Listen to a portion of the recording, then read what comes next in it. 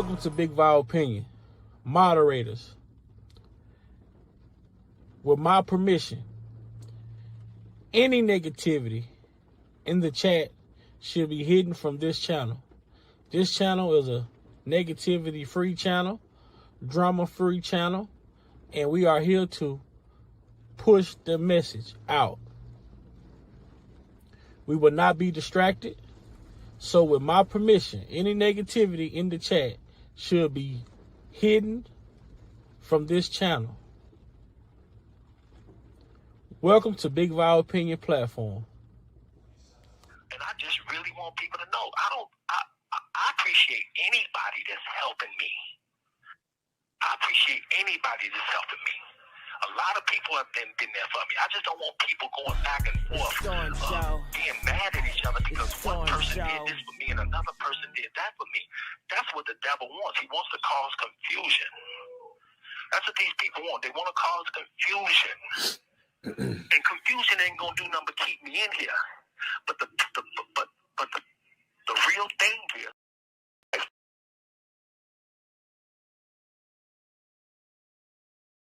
Lifetime, as far as quick on lifetime, as far as lifetime is concerned, there are real people, real women out here really being abused, really missing. They're really missing. They're really chained up in basements. I've been in here 4 years. I haven't seen one person that was ever chained up in a basement come forth for anything. But I tell you one thing, before Lifetime came out, I was minding my business. I was in the studio. I was working with celebrities. I had tours. But when Lifetime came out, all of that went away. Meaning, before Lifetime came out, I had no charges pending against me. Nobody had went to a radio station or had went to, a police station. It took a year to put together Lifetime. If all of the things they said I did on Lifetime were true, it only take a minute to go to a police station. But when there's a crime committed, you don't go make a movie on it. You go to the police station. Nobody had done that.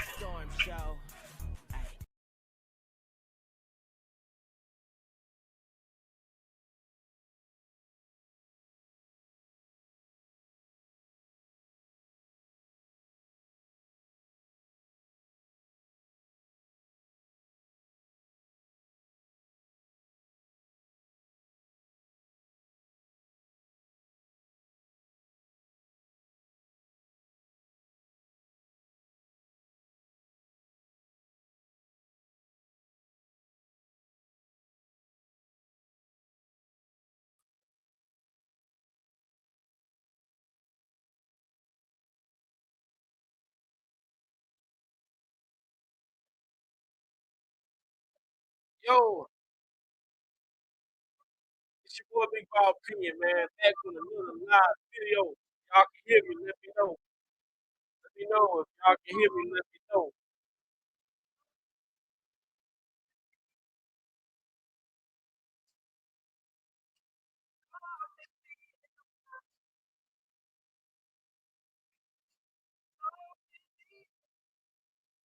If y'all can hear me, let me know. Let me know.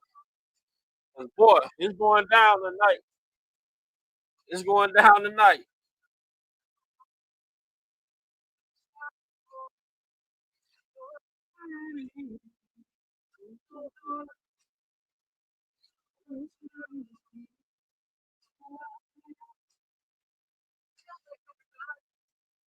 All right, all right, all right, all right, all right, all right.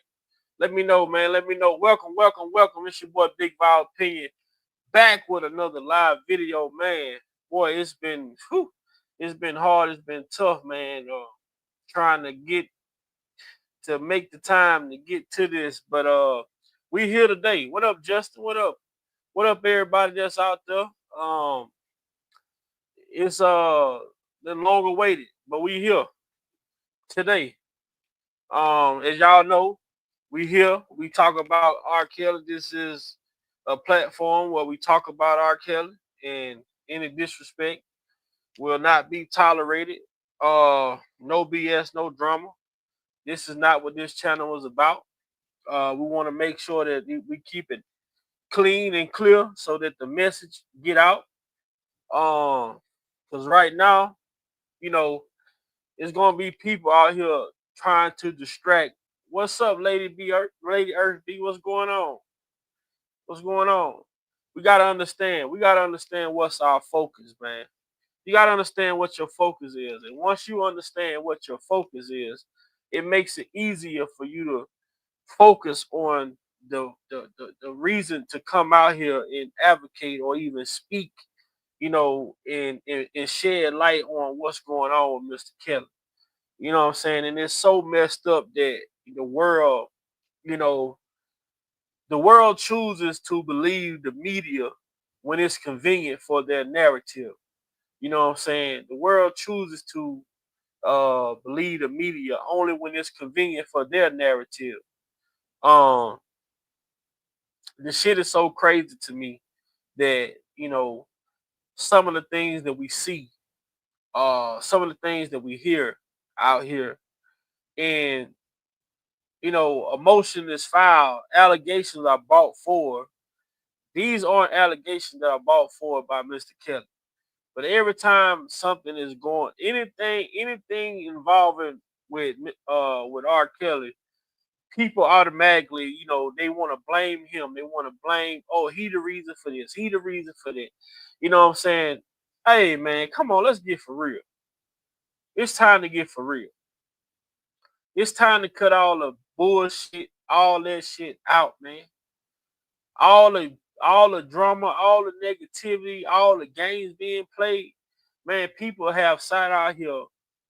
People have sat out here for years and years and years and years. And some of the shit that these people do out here is done purposeless, purposely. I mean, my bad, y'all. Some of the shit is done on purpose.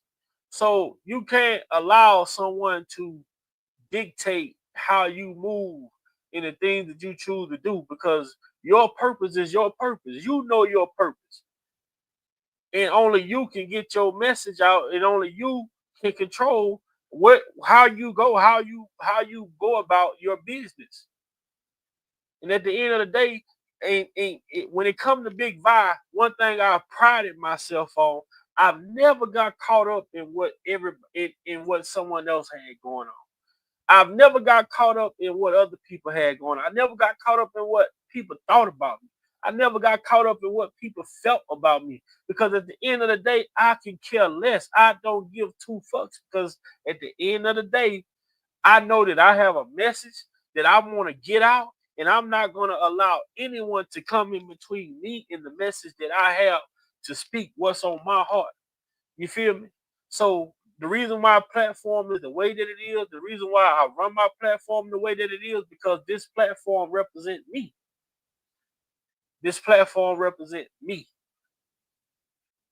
Um, Now what we're here to talk about, bro, is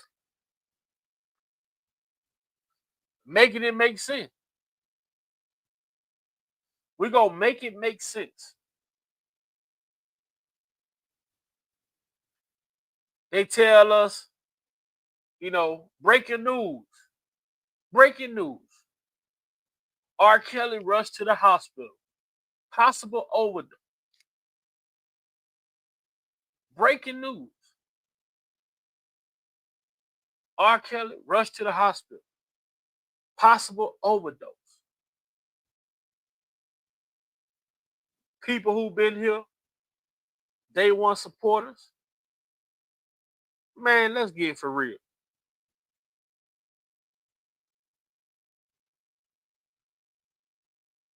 Do anybody believe that shit? Do anybody believe it? Do anybody in their right mind believe it?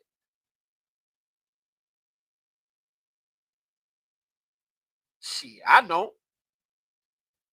As soon as I heard it, as soon as I heard, what's up, H.I.? Man, when I heard this shit this morning, I woke up, R. Kelly. When I saw rush to the hospital, possible overdose. Are you serious? You want me to believe that a man possibly overdosed 2 days or 3 days or less than a week after his attorney come out and talk about uh this alleged plot, murder for hire, uh plot that was put in on this man's life, all of a sudden he possibly overdosed.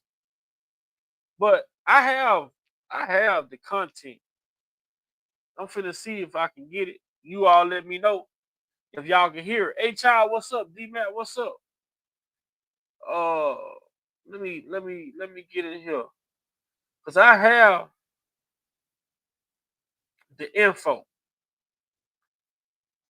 And I want y'all to hear what Bo Brindley have to say.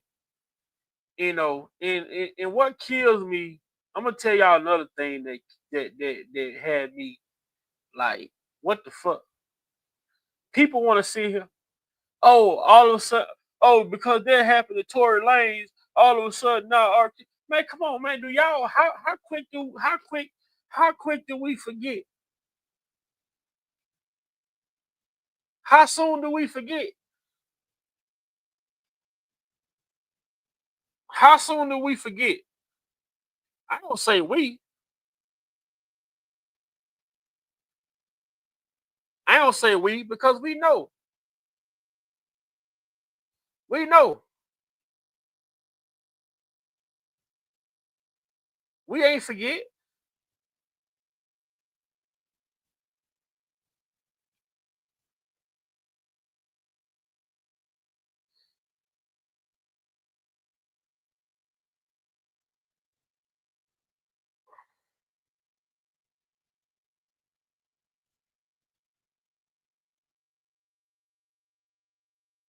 Hold on. Let me get this up here.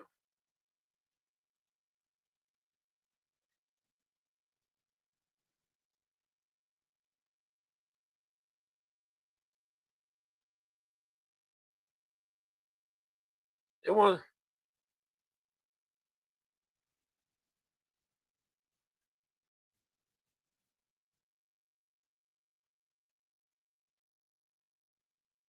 how quick do we forget? What up, Daddy V? What up, Cheryl? What up, Gemini? Come on, man. They want to sit here and say, "Oh, R.Kelly, all just because Tory Lanez just because that happened to Tory Lanez, now he's saying his life is in danger." How do we not? How do we forget?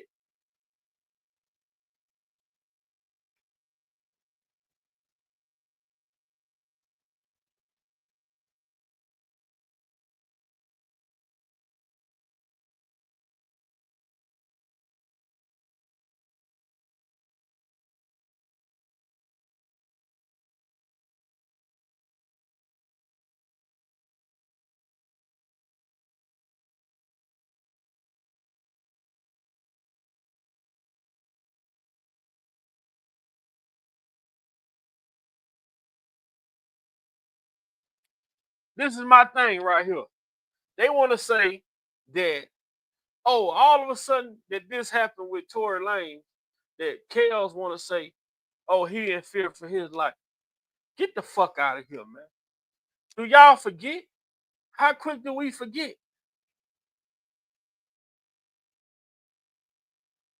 How quick do we forget?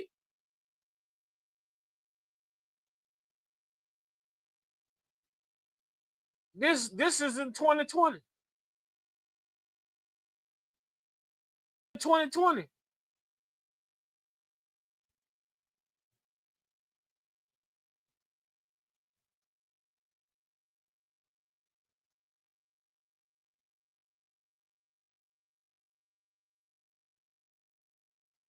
But I'm trying to get it to y'all right now.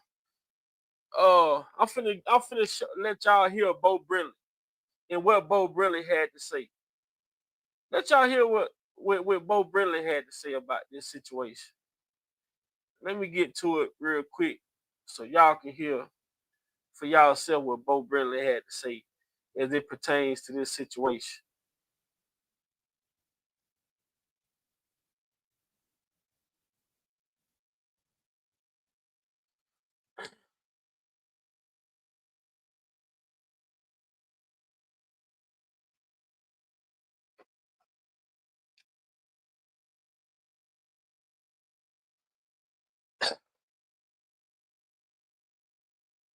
You know, they all sit here now. They so quick to forget that this man was attacked in 2020 while in his prison cell. They want to act like this man wasn't attacked in 2020 by this man right here. And when he was attacked in 2020 by this man that you see on the stream, this man said that he was ordered, he was told, directed to, he was directed to attack Kels. Then he attacked him in his sleep, hit him all in his head.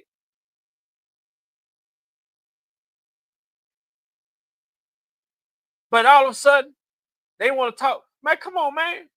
These people been attacking this man.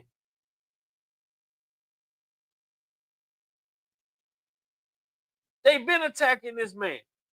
I told people that now this attack right here with this guy, there was one. They came for his life. Let's talk about when they left the cast on his leg for 3 months longer than what it had to be on.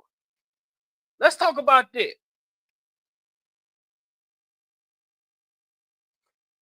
Let's talk about when they left the cast on his leg 3 months longer than it was supposed to be on, which caused them to have blood clots, which caused him to have emergency surgery. There was another attempt to take his life, in my opinion, malpractice. How are y'all nurses and y'all putting a cast on someone and y'all supposed to take it off at a particular time and allow the cast to stay on 2 to 3 months longer than it's supposed to, which then caused a threat to this man's life. There was another attack on his life. Let's talk about them locking him up in prison before he was even sentenced with nothing but everyone in there with COVID. Y'all got this man inside a cell with COVID patients. And he had pre-existing conditions of a diabetic. That's another attempt. These people have took several attempts to unalive this man. And at the end of the day, they have failed to understand that what they're dealing with is something unlike any other. This is something like no other. Should I keep going with a number of attempts to take this man's life or put this man in a predicament to cost him his life?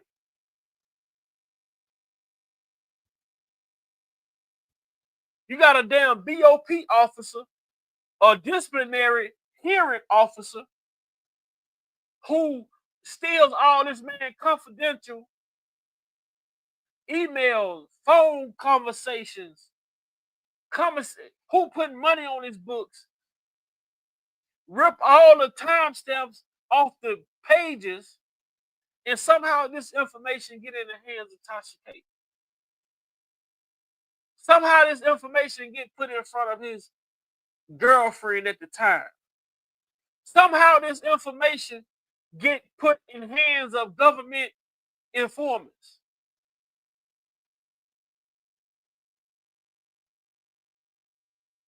But they say that this is supposed to be a case that is still shit. I mean, they said that this man did so much.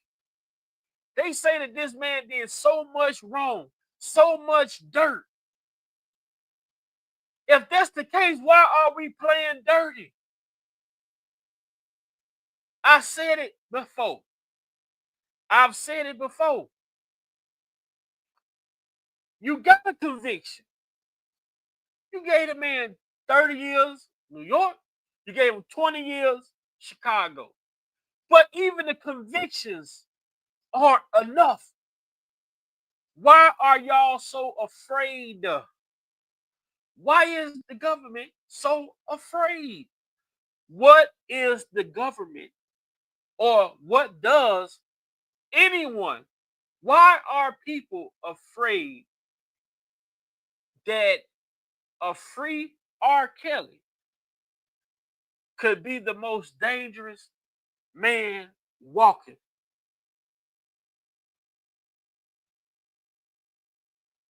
A free R.Kelly could be the most dangerous man walking.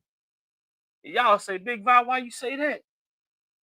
Big Vi, how you get to that conclusion? Because who knows what happened to them better than the person that it happened to?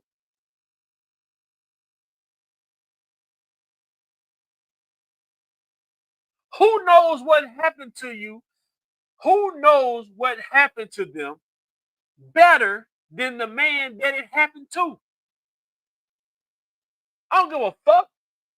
Nobody out here, no disrespect to nobody, but can't nobody out here, YouTube, music industry, movie industry, I don't give a fuck.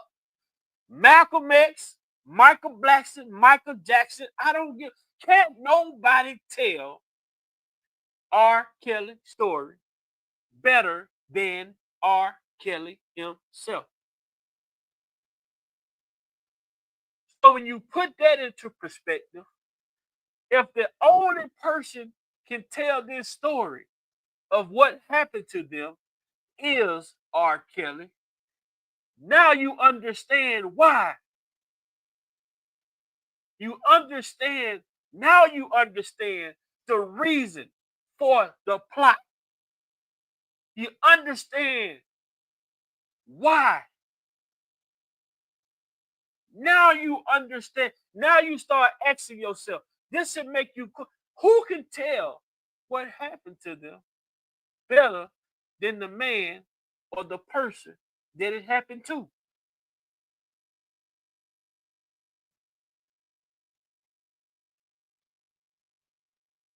We only hearing the shit that's out in the media. Imagine how much shit has happened to this man that we haven't heard about. Just imagine how much has went on that we have no clue of. But guess who do know? R. Kelly know what he's went through. R. Kelly know what he's been dealing with. And can nobody tell it? Can nobody tell it better than R. Kelly himself?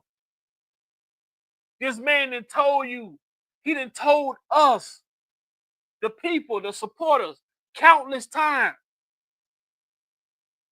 He can't trust nobody. I can't trust nobody. But you will have people out here running around saying that he told them this. He told them that. We already know how Kels felt how he feel when it comes to Aaliyah. That's a conversation that's off limits to anybody. So when someone goes and say that they talked to R. Kelly and he told them about Aaliyah, you automatically already, that's the red flag within itself. That's the red flag within itself.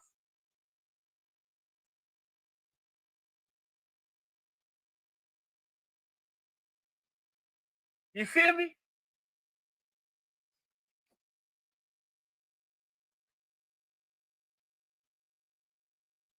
So we're gonna take a look at, listen to what we're gonna take a listen to what uh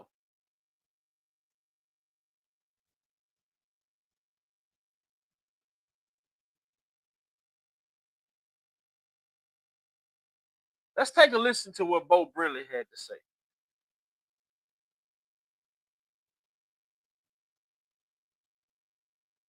Let's find let's go. And if y'all don't have the information, y'all want the information, or y'all looking for new information, go over to Justice for R.K. and find it. All right, y'all, let's go. Live on this program, someone is trying to kill his client. Can y'all hear? Alleged contract on R.Kelly's head, which makes today's news just a little jarring, to say the least. R.Kelly, real name Robert Kelly, was rushed to the hospital on Friday, allegedly having been overdosed with his own poison. Can y'all hear that? Can you all hear that? Are y'all able to hear this? What up with it, bro? Big Vibe, what's going on, man? Peace of blessings, everybody in the chat. You know, happy Wednesday, man. Hope everybody good. How you feeling, bro?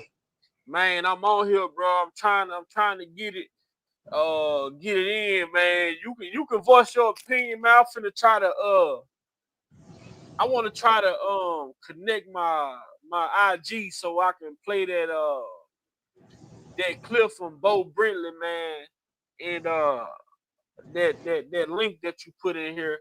I want to share that with the people. Oh, okay. You just trying to cue that up right quick. Well, yeah. Man.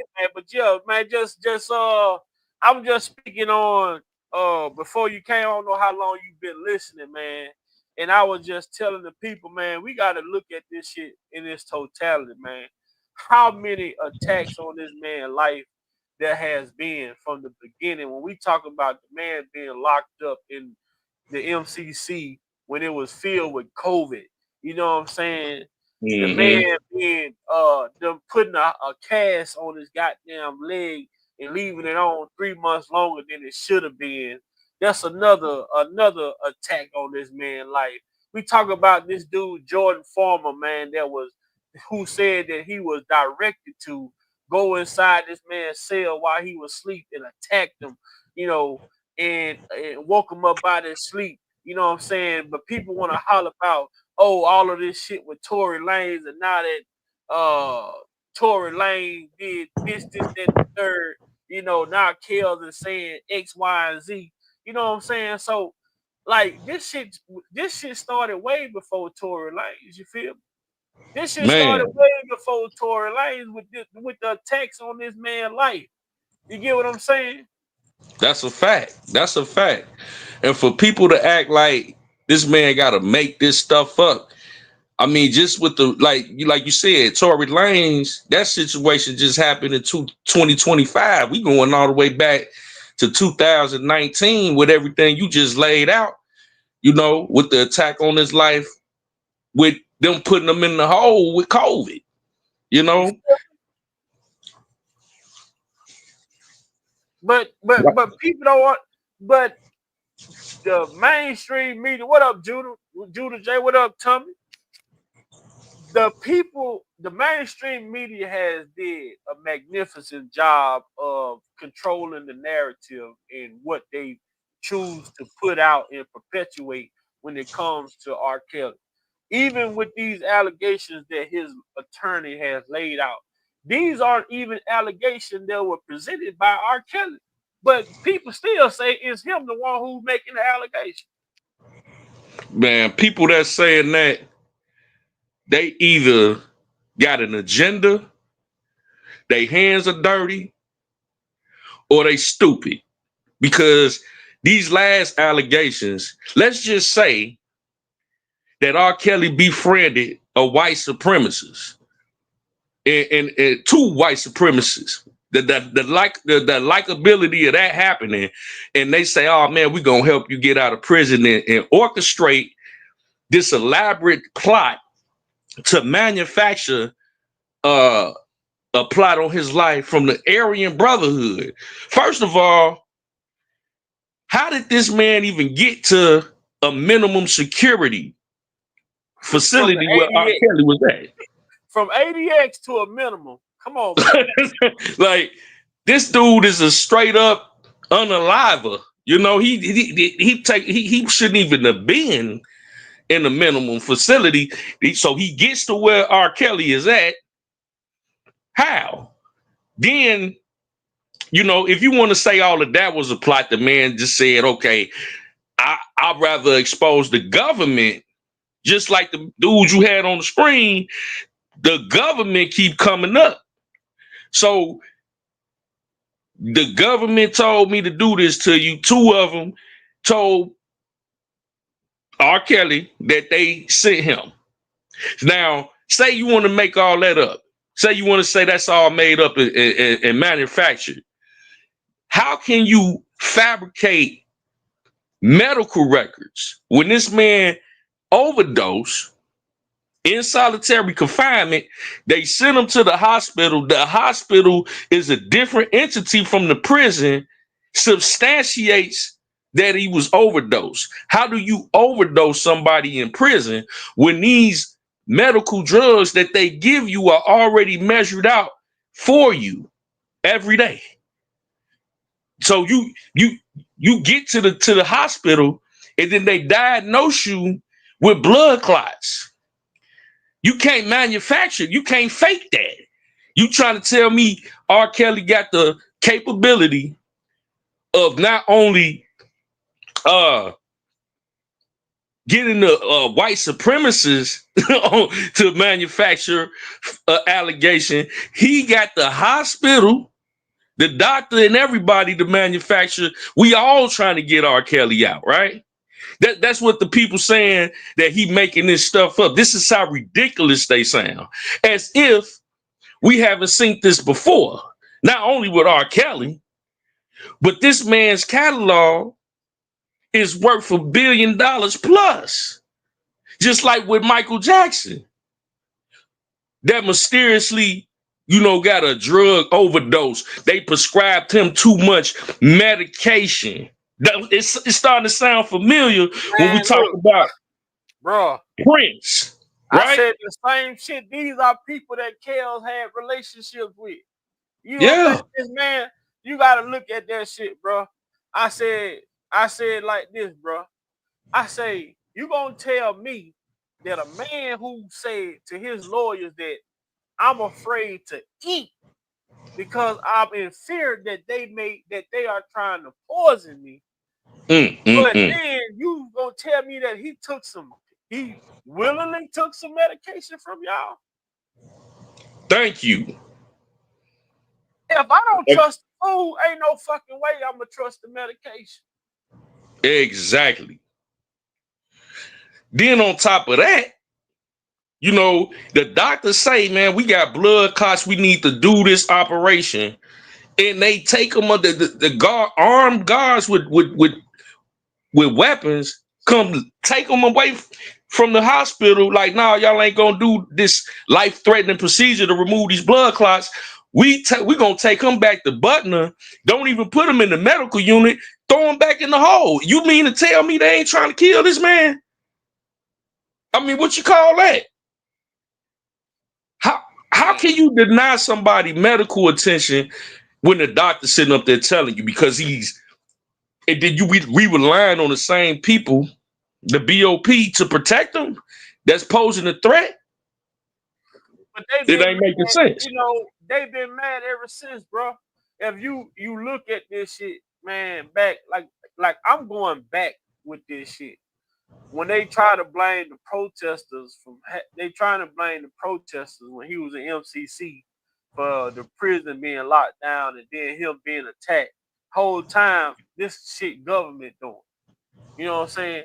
How the fuck y'all allow a woman who not this is not a prison guard.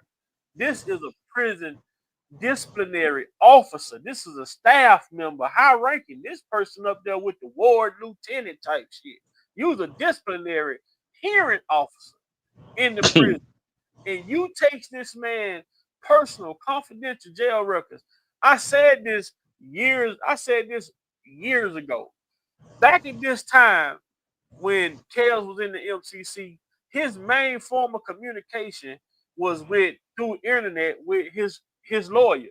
So can you imagine that if his main communication, we only know about the emails and shit that Jane Doe number 5 seen. Right. I bet you any kind of money every defense strategy that was talked about, discussed between Kales and Greenberg, the prosecution had that shit. There So you when go. they got ready for trial and whatever Kales was going, why you ask yourself this? I'm gonna put it like this, and I'm gonna put this shit straight like this. Why wasn't we have a lot of we've said a lot of things about why didn't people show up for Kales during the trial? Why didn't people Mm-hmm. come out? Why were the character witnesses? But then I'm starting to think about this shit in this totality when I look at what really went on and stealing the information. I've seen this shit before.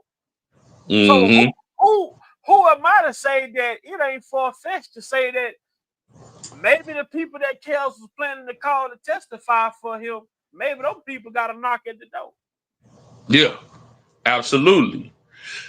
In his It's trial, a like possibility. it is, like you said, and you spot on with the whole attorney-client privilege being compromised.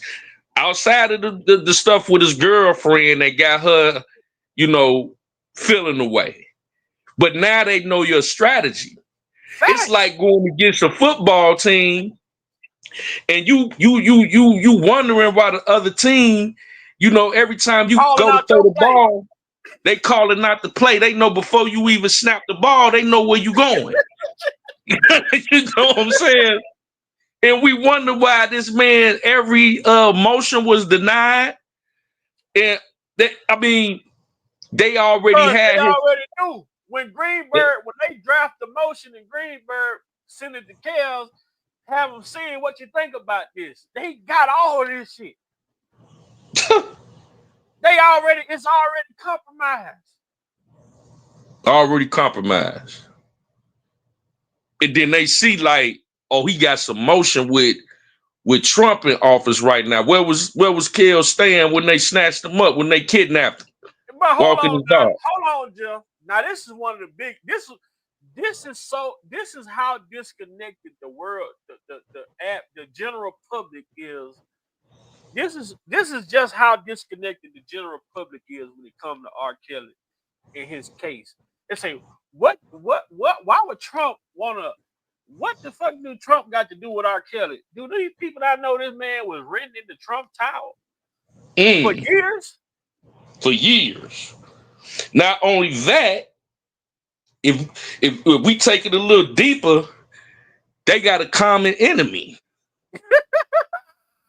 Oh, Stormy Daniel, Michael Avenatti. Michael Avenatti was going after Donald Trump at the same time, simultaneously, manufacturing this case, taking alleged child pornography tapes to CNN to be decimated while being caught on a hot wiretap with Nike trying to extort them, confirming that 90% of the case between R. Kelly and Donald Trump is 90% BS.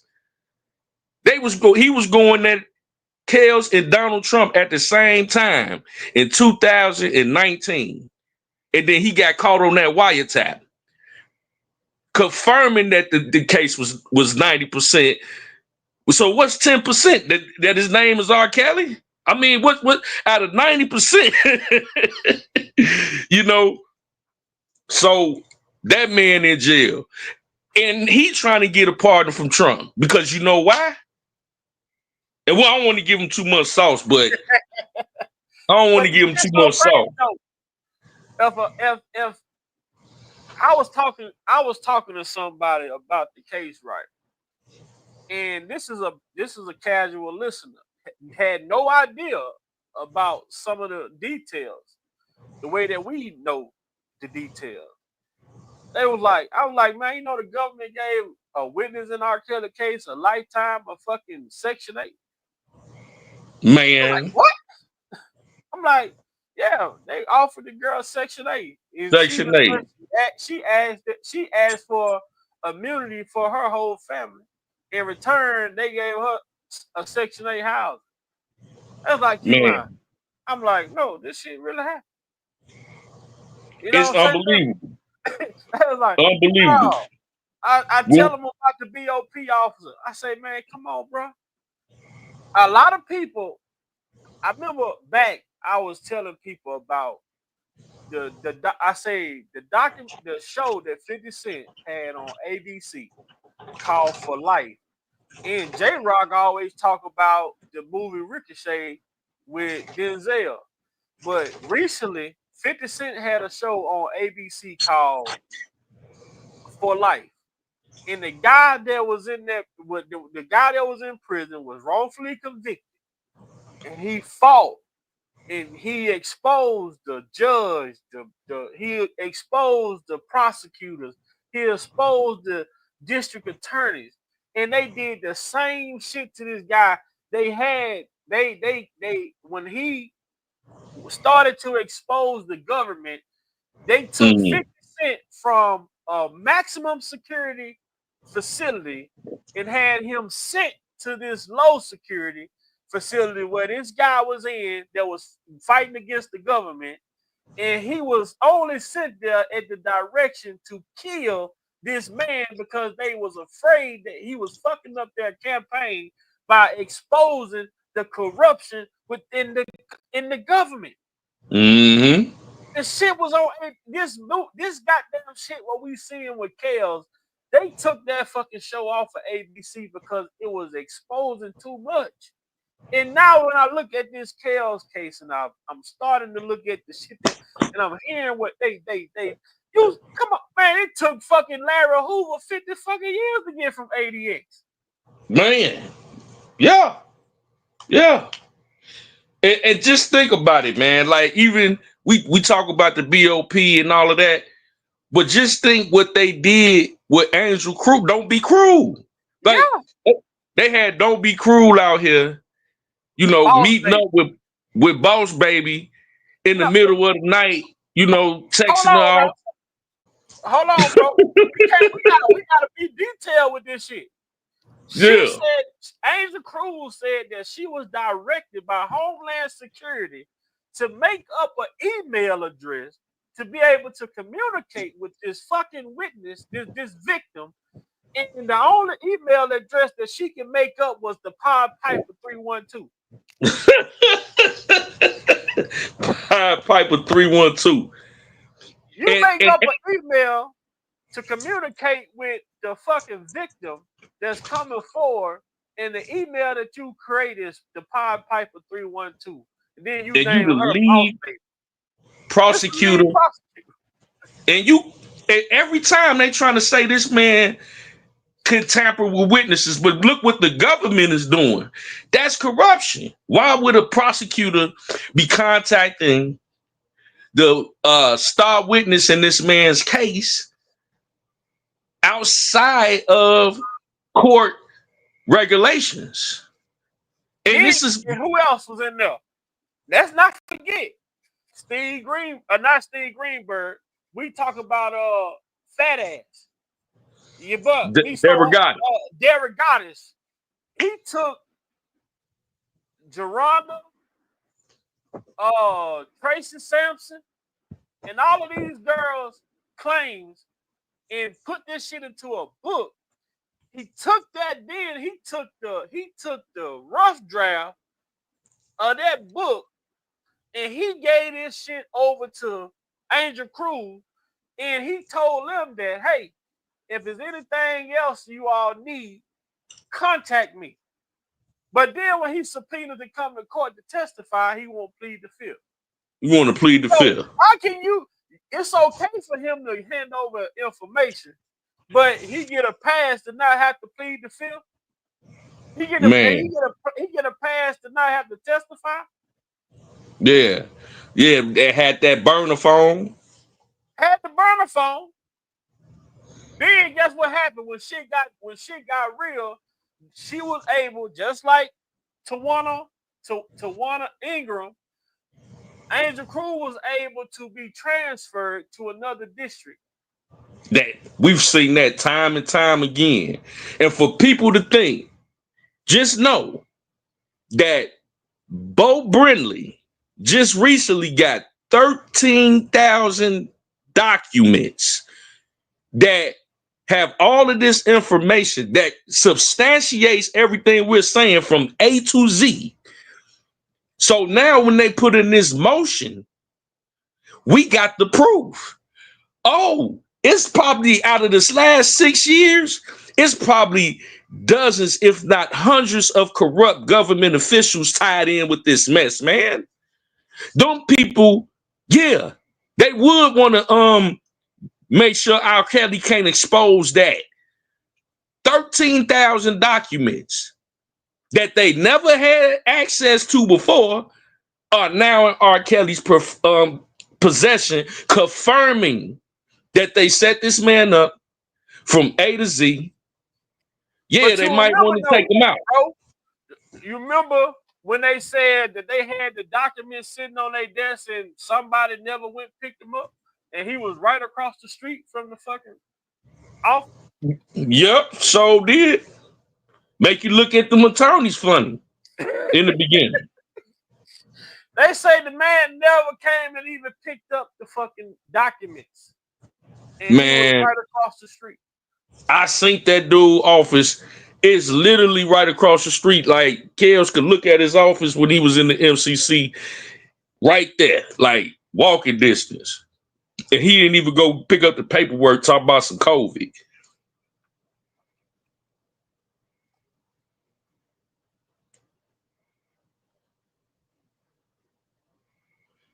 Oh, snap. We got Jay Rizzo in the building. What up, J Rock?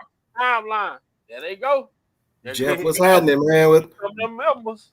Big Oh, Bob. man. What's good, man? What up with it, J Rock? Man, y'all got me out here, man. God damn it. Well, hey, Vasquez called me the other day, say, man, I got to come out of retirement. Because, man, I want to be able to come out. I want to be able to come out and speak, man, because I know people, people out here wanting to hear it, and they want to hear it, raw and uncut, clean, with no filter, you know what I'm saying, without all the extra, you know what I'm saying, you put too much soda on that shit, it won't go. So, you know what I'm saying, this fresh off the block. You know Yeah, what I'm saying? man. So if I had to go ahead and do like Jordan. Yeah, there ain't no mixed jive. We giving them that straight drop. Yep. You see what I'm saying? You see how we can go back to this just how detailed we are with this case, because we can go back to the beginning and we can count how many attempts to unalive this man that they didn't put on his life. That's that we know. The major thing I said is that how much shit has happened that we don't even know of, and can't nobody tell it but R.Kelly. And the hit dogs is hollering. I see earlier today, you had a set of parents talk about a 30-year-old woman is a victim, and they still hiding. Man, I'm not listening to no fake ass Al.B. Shore with a part of the Jerry curl in his fucking head. fucking idiot, bro. At the end of the day, I don't give a fuck what you got going on. Your daughter been a free woman for fucking 5-6 years, bro, and still ain't had no fucking communication with you. You are a fucking awful parent. Y'all are awful parents. Because at the end of the day, it ain't no motherfucking R.Kelly thing. This is some shit that y'all have done. Y'all have created. Well, I'll tell you what. I'm gonna go ahead. I'm gonna throw my little 2 cents on this right now. I mean, I was listening to it on and off, and I remember you was mentioning about what I was saying about the movie Ricochet and everything. And every time, why is it that every time it goes right back to it? Now the Aryan Brotherhood is involved, just like in the movie Ricochet. The Aryan Brotherhood was involved in Denzel's situation. It's the exact same. I'm just amazed at every time I look up, it goes right back to that movie. But also, y'all mentioned R. Kelly's catalog, like what Michael Jackson had left behind, like what Prince had put forward. For anybody in the chat who don't know this, but I'm about to bring it up right now. Are you aware that R. Kelly has, from what I understand, at least 9 milestone anniversaries this year alone. And boy, the members coming in. The fucking members coming in, man. And you got to echo, Jerry.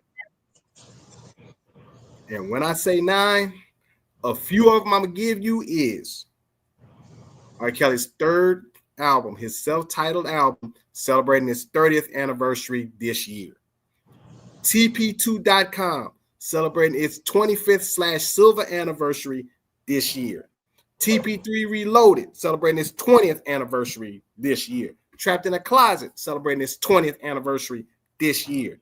Not Alone, he wrote for Michael Jackson, celebrating his 30th anniversary this year. That's just a few of them. Wow. All of that this year. Hell, matter of fact, come to think of it, Love Letter celebrating its 15th this year, and The Buffet celebrating its 10th. Be a good year this year. Be a good year for him to come on out. Wouldn't it though? Hey, look, this is like the Fantastic Four right here, ain't it? Man, what up, D? What's going down? Hey, Big Vibe, man. Long time no hear from. I done tapped your line a couple times, man. You know I have. You know what I'm saying? Hey, look. I don't know if y'all noticed, I did a little quick video a couple days ago for the Slow to Understand. And man, I threw it out there on TikTok too, man. And people, boy, the sentiment has changed. Oh yeah, man. The social media and the comments behind R.Kelly, man, the sentiment changed, bro. It's a totally different Hey, y'all. What's up, brother? Oh, he's speaking to somebody else, I guess. What are you doing? Nah, man, but it's more free R. Kelly than it is that stupid shit. You know what I mean? Yeah. Oh yeah. It's a lot more free R. Kelly, but there's some there's some detractors that are still trying to insert some distraction in the bullshit too. Man, fuck them. They ain't talking about a damn. Boys are back in town. I'm telling you, I'm talking about now. We woke up a problem. We the Temptations now. We was the Fantastic. Hey, the members is back, man. I'm telling you. I told Jeff the other day. I said, bro, look, man, we've been dormant. I mean, yeah, man. It brought us out, bro. Look, now it's time. I'm gonna keep it all the way a bean, man.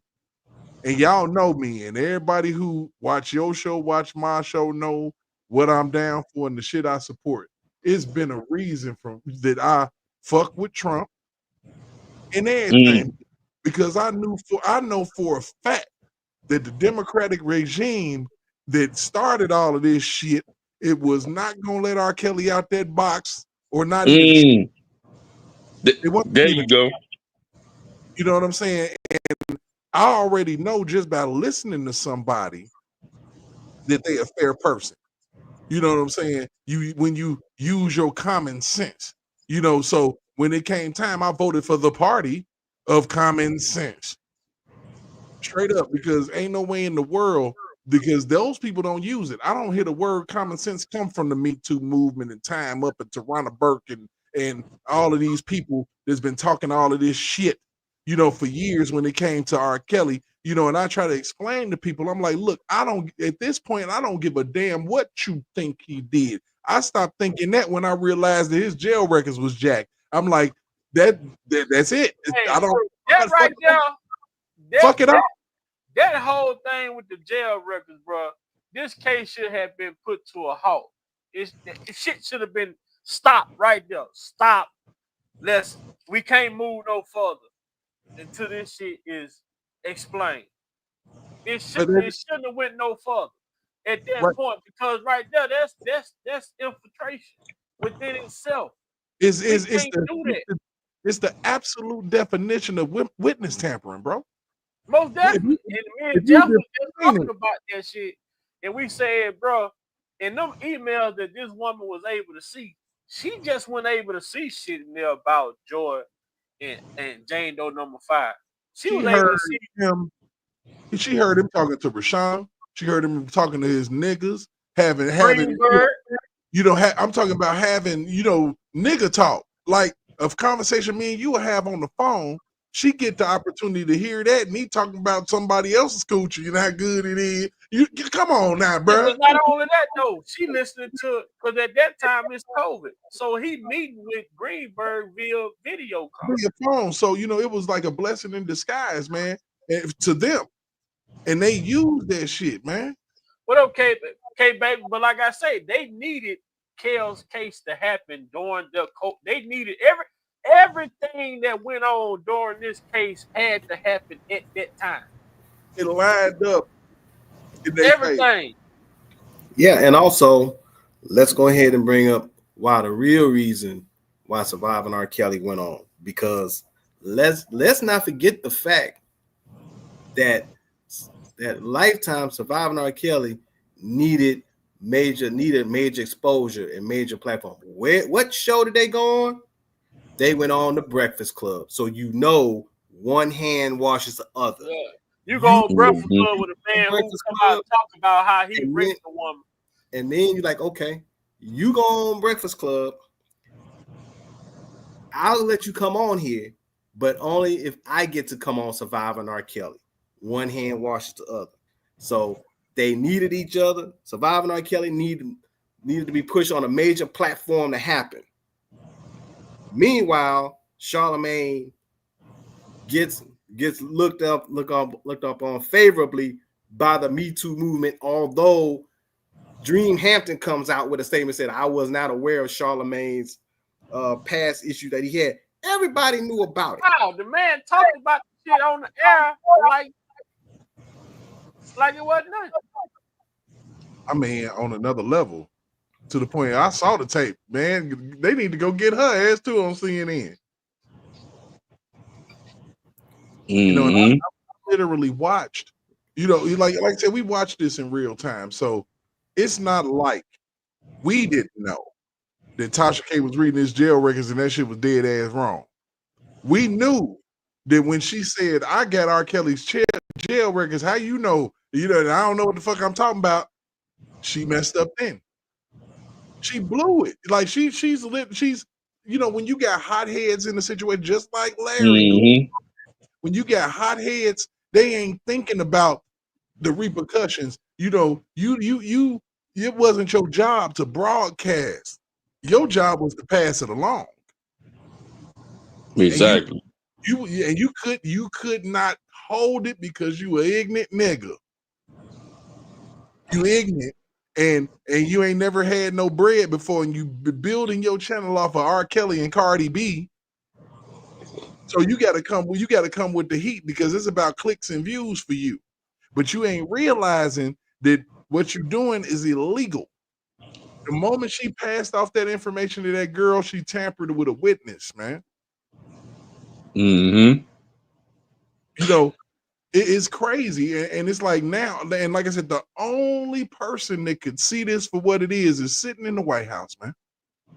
Yeah. Because see, the same machine came after him. They hit that man with 34 counts that were just ridiculous claims, So he see how the judicial system can be weaponized against somebody that's a targeted individual because he went through it himself. Right. And what you have now is a different dynamic with Bo Brindley, because Bo Brindley is tight with Trump. All this is just a matter of time. And then you got all these documents that confirm it that you didn't have before. It's a slam dunk. Shout out to Bo. Shout out. But see, at the end of the day, the government already knew that with how Bo Brindley was coming. Why you think they denied him and Darren McDavid to get on the visitation list at Butler? Right. Exactly. So he did. You just said something. You just said something right there. Go ahead, bro. Darren McDavid did him one better and got him his attorney. I'm still gonna get the intelligence. You're still gonna get to hear from me. Most definitely. But they purposely denied them guys from being able to go up there and visit. Now, you know what the crazy play with this is really like lets me know See, what people failing to realize that don't have common sense is the reason why they trying to take this man out so vehemently, and maybe the nurse or the doctor didn't get the memo. Maybe they was off. They they worked 12-hour shifts, probably sleep while all the news was coming out, and they just carried out the assignment.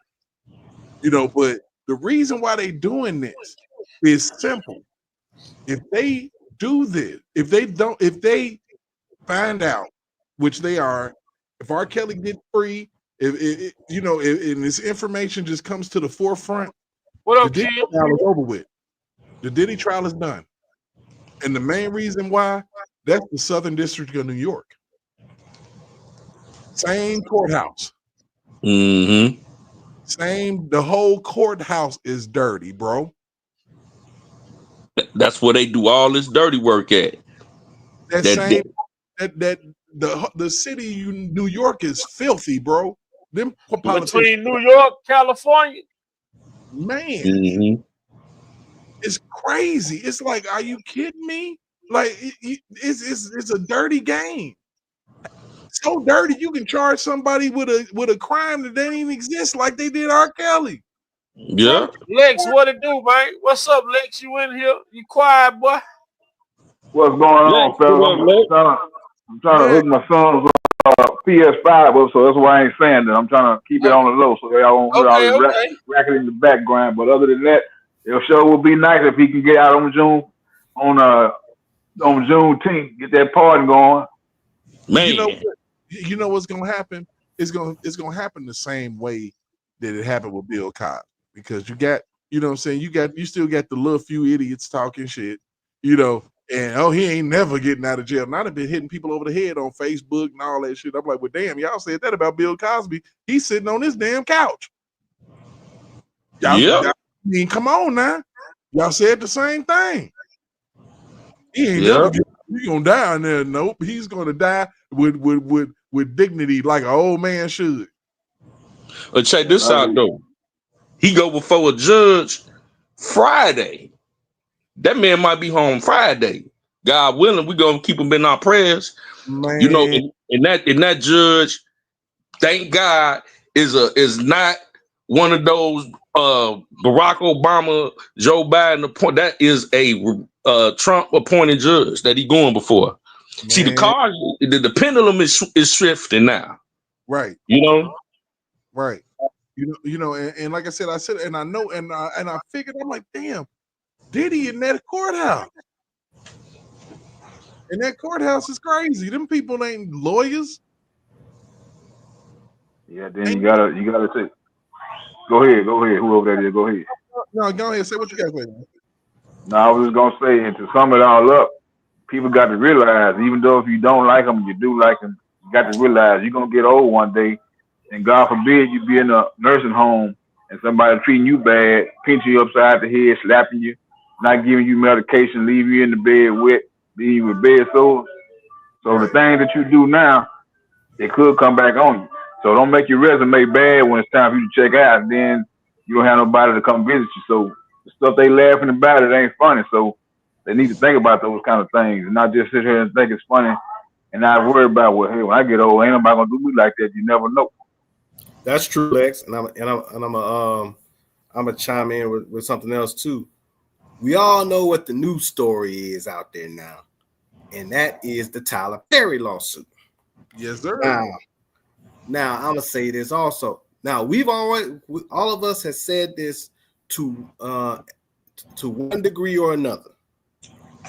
It was all fun and games when it was Bill Cosby and R. Kelly, but now when it gets to somebody that you like, somebody that you down with, now all of a sudden it's a problem. Yeah, you should have turned around. If you would have turned around and would have spoke up for Bill Cosby and R. Kelly from the jump, this shit probably would not have snowballed to the degree where it had. Because now you had Tory Lanez, now you got Tyler Perry, you got Diddy. What the hell they doing coming after Smokey? Hey, look, check it out. Hey, Big Vi, you know we got to do it, and you know we got to say it. Hey, Tyler Perry, you know what you'll never do? Don't you do it, dog. And Big Vi, I swear, never settle. You better Don't- not settle. You better not settle. Mhm. You Don't- settle your ass out. Well, get on the train and go for a ride, cause you going. You better not do it, bro. Don't do it. I was saying they got some more accusations coming out. Because the Young lawsuit, conservative. Who is young conservative? I don't know who young conservative that's is. Yellow Beezy. LB. What the fuck? He change his name. What the He done fuck? Hey, changed but it. notice they ain't start coming after Tyler Perry until he started speaking up for Angie Stone. Like, Not only Angie Stone, he just shot his ass at the BET Award and made that message he had about the struggle of black women in this country and different shit like that, bro. You can't do. Not saying you can't, but when you get off into uplifting race of people that have been oppressed with the platform that you have, these people are going to remind you that, hey, we allow you to get to where you at. Don't you settle, brother. Don't you? No, don't, man. I'm gonna give him a nickel. Don't give him nothing. I mean, I don't see it either. But then the thing is though, the motherfucker suing, you could get $260 million for sexual harassment. Shit, I need to file a lawsuit on the motherfucker. yeah. But see, when the shit hit the fan with Kels, he had a lot to say. Oh, I believe all victims and all that. Mm-hmm. But then it turned around and it happened to you, and that's what we be trying to tell people, man. It don't hit home until it hit home. And by that time, it's too late. We were telling people, if y'all allow this misjustice to go down with R.Kelly and Bill Cosby, it's going to be a trickle-down effect with all these allegations. You know we what? told people that. These people they ain't even done with. They ain't done with Chris Brown yet, man. Oh no. They ain't done with that dude. They ain't done with Chris Brown. They ain't done with Trey Songz. Look, the original Surviving docuseries was Surviving Compton. Yeah. Which highlighted Dr. Dre. Don't think that Dr. Dre block won't keep going back either. Hey, man. Let's keep it all the way a bean. When I was young, I was an NWA fan for sure, man. I ain't even had no business listening to this shit. I was 13, 14 years old, listening to this gang banging ass, crazy ass shit these fools was talking about.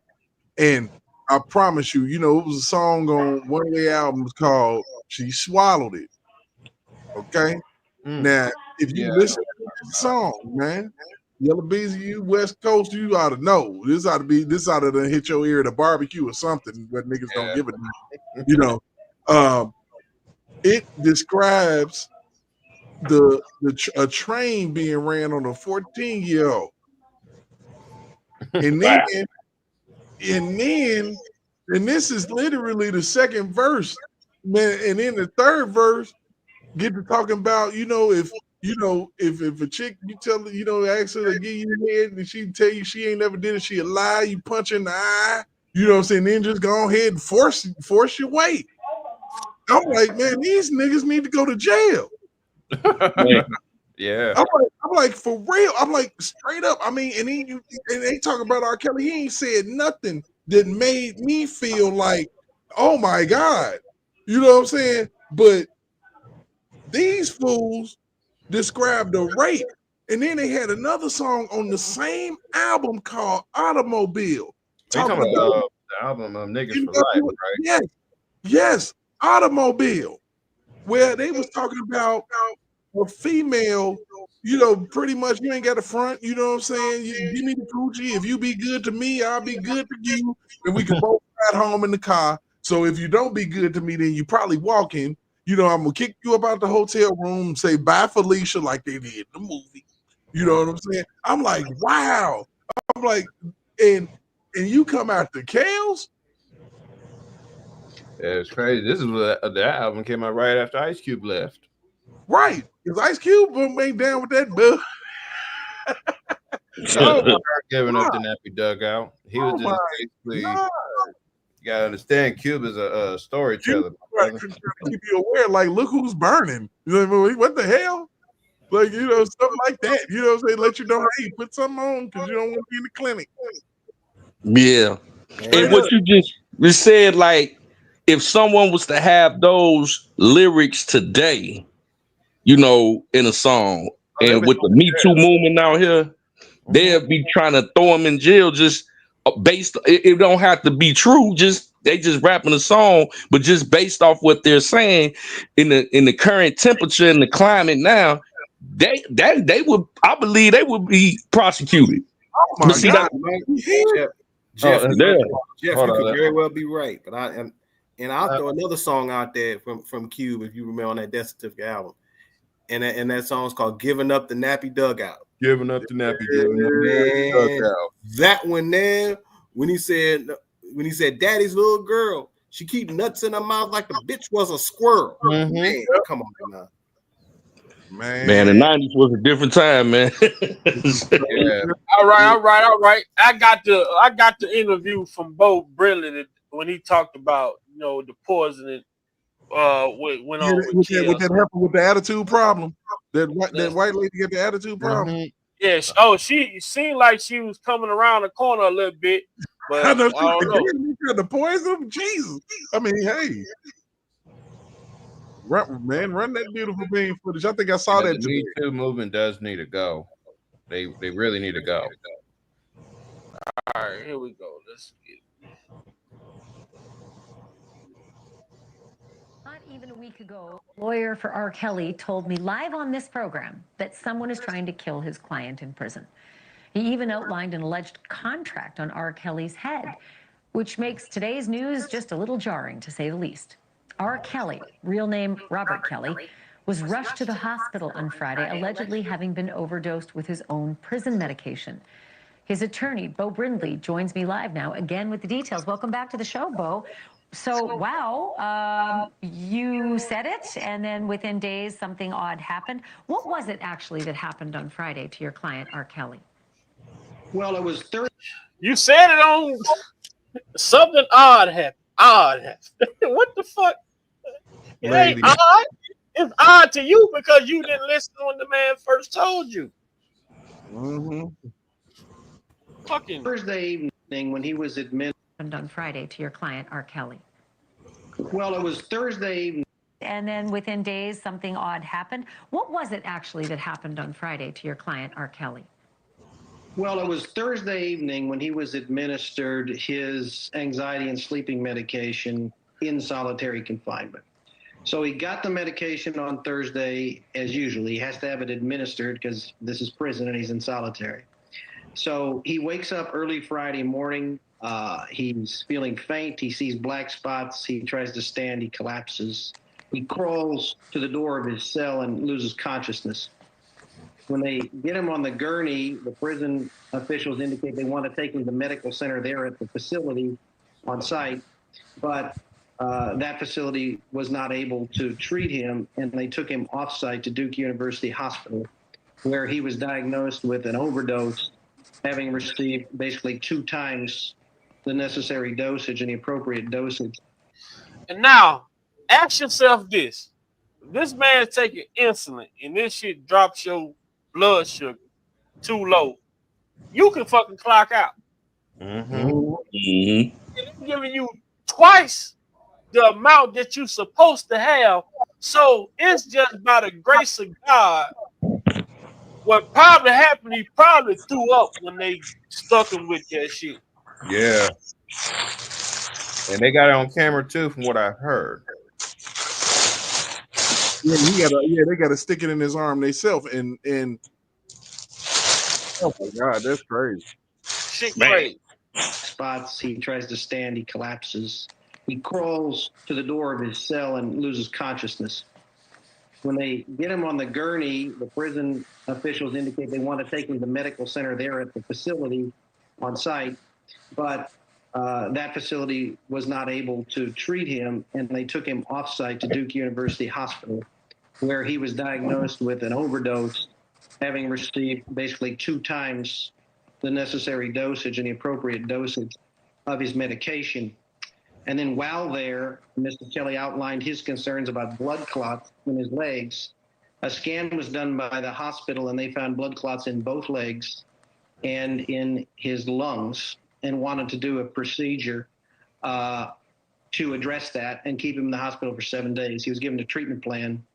Within an hour, officers came in who had custody of Mr. Kelly. And as we are told, they came in with not just handguns at their sides, with actual AR-15 style rifles, removed him from the hospital without the procedure, without the surgical intervention that they said he needed. And they returned him to solitary confinement, where he sits today with blood clots in his lungs. Given what happened last week and all the skepticism that it was met with, even here on this show, I noted your skepticism, I understand. But the prison officials themselves now seem to be removing any doubt that I have that this is real and it's happening in real time.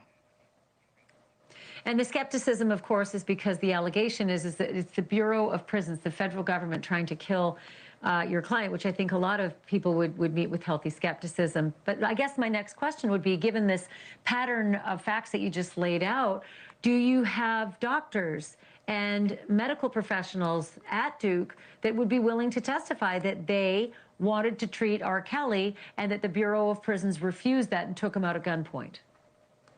Sources at Duke University Hospital has confirmed for us that Mr. Kelly was there, that Mr. Kelly was forcibly removed, that Mr. Kelly was treated for an overdose, and that there was treatment needed for blood clots. We do have that information. What we are trying to obtain is the medical records that support it.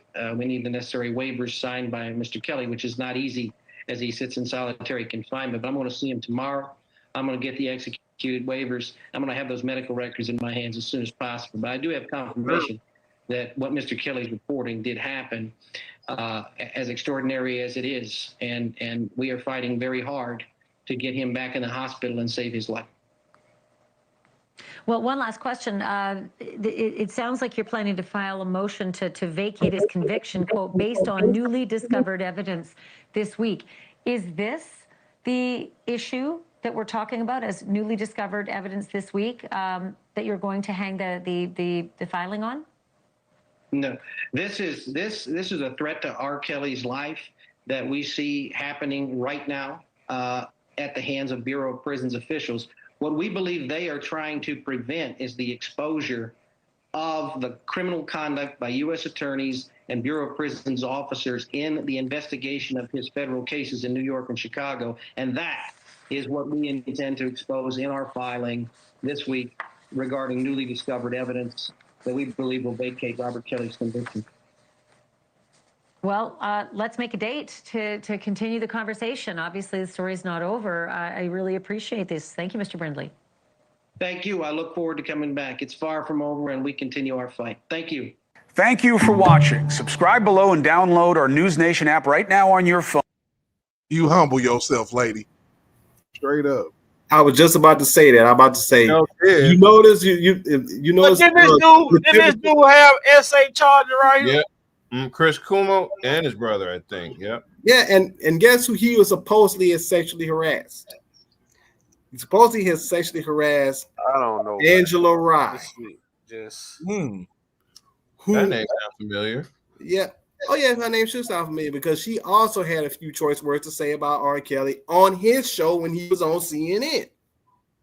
She said, and I quote, that R. Kelly is worse than Thomas Jefferson. What? Oh. Wow. Yeah. Yeah. That's great. Those are her exact words. I ain't heard about her from her lately. Yeah, because she's not tripping on CNN like that anymore. And and here's the ironic part. Do you know who she has a really close relationship with? Charlemagne. Thank you. Need I say more? The same motherfucker that drugged a 15-year-old. Yeah. Charlotte. I forgot it was. He did actually drug. I knew he did an essay on it for sure. But I forgot about the and everybody on back on the bullshit, acting like this. They point, man. If it don't hit home to y'all, it probably damn sure will hit home to you when it happens to them. So let's keep it all the way 100.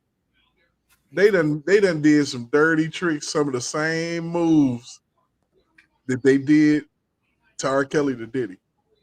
I believe it in my heart. Is that happening? Y'all can't win clean.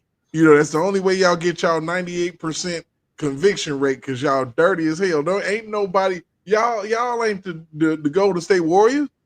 Y'all ain't the Chiefs. What is going on? I mean, y'all lawyers ain't that good. Y'all lawyers sound stupid. But you got every last one of the judges in your pocket to make things go the way that they go by allowing certain evidence.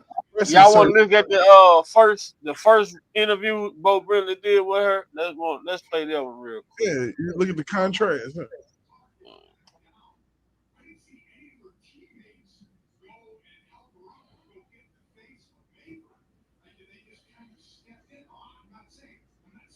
People everywhere are recommending GoodRx. My neighbor showed me the app. It helped me save a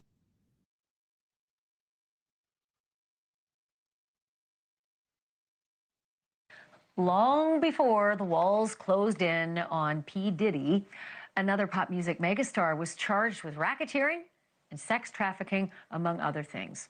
And he was convicted 2 times. R. Kelly has spent the last 2 years, almost to the day, in a medium security federal prison in Butner, North Carolina. His 2022 trial in Brooklyn ended with a sentence of 30 years. His 2023 trial in Chicago got him 20 years as well. And they're supposed to run mostly at the same time. But now R. Kelly wants out.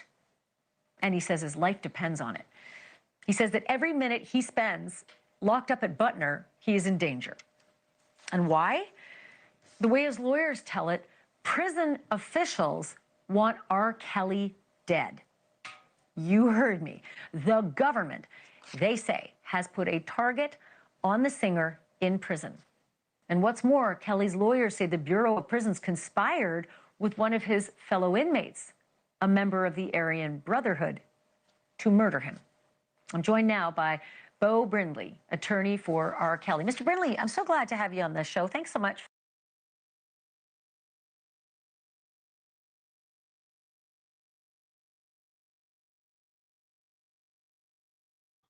So it looked like we paused out. I want y'all to pay real close attention to this dog head. And so how inconsiderate she is and not even listening to what Bo Brindley is articulating and laying out. This woman is going to say inmates doesn't have a pension. The man never said shit about an inmate having a pension. Just keep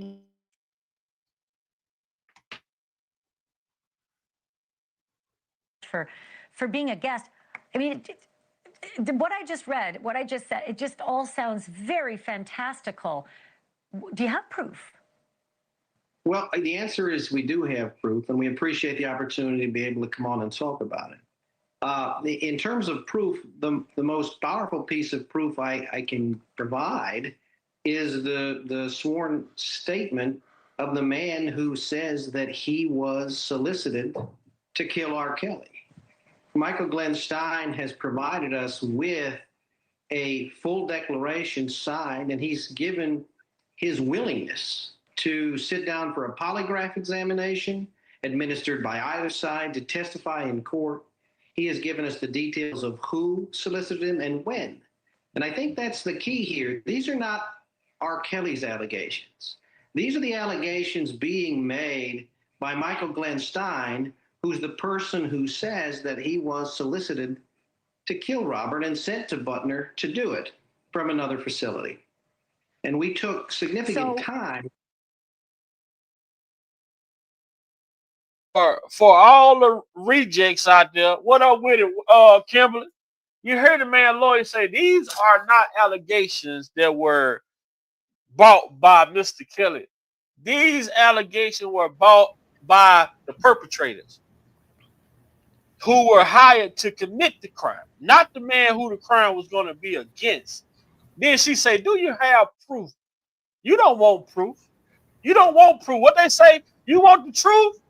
You can't handle the truth. Oh, Now, You want all this shit to fall on his face, But now shit done got real. Your whole sentiment from this interview to the interview we just watched is, whoa, just a few days ago you made these allegations, and then all of a sudden, no, they know all of a sudden. There's a problem in the R.Kelly case. and you want to know the strange part about it is the fact she said in the first interview when she said, "Do you have proof?" I'm like, "Bitch, why you think me on the damn show?" In that order. What? Why am I even talking to you if I don't have the proof? These females didn't need no proof.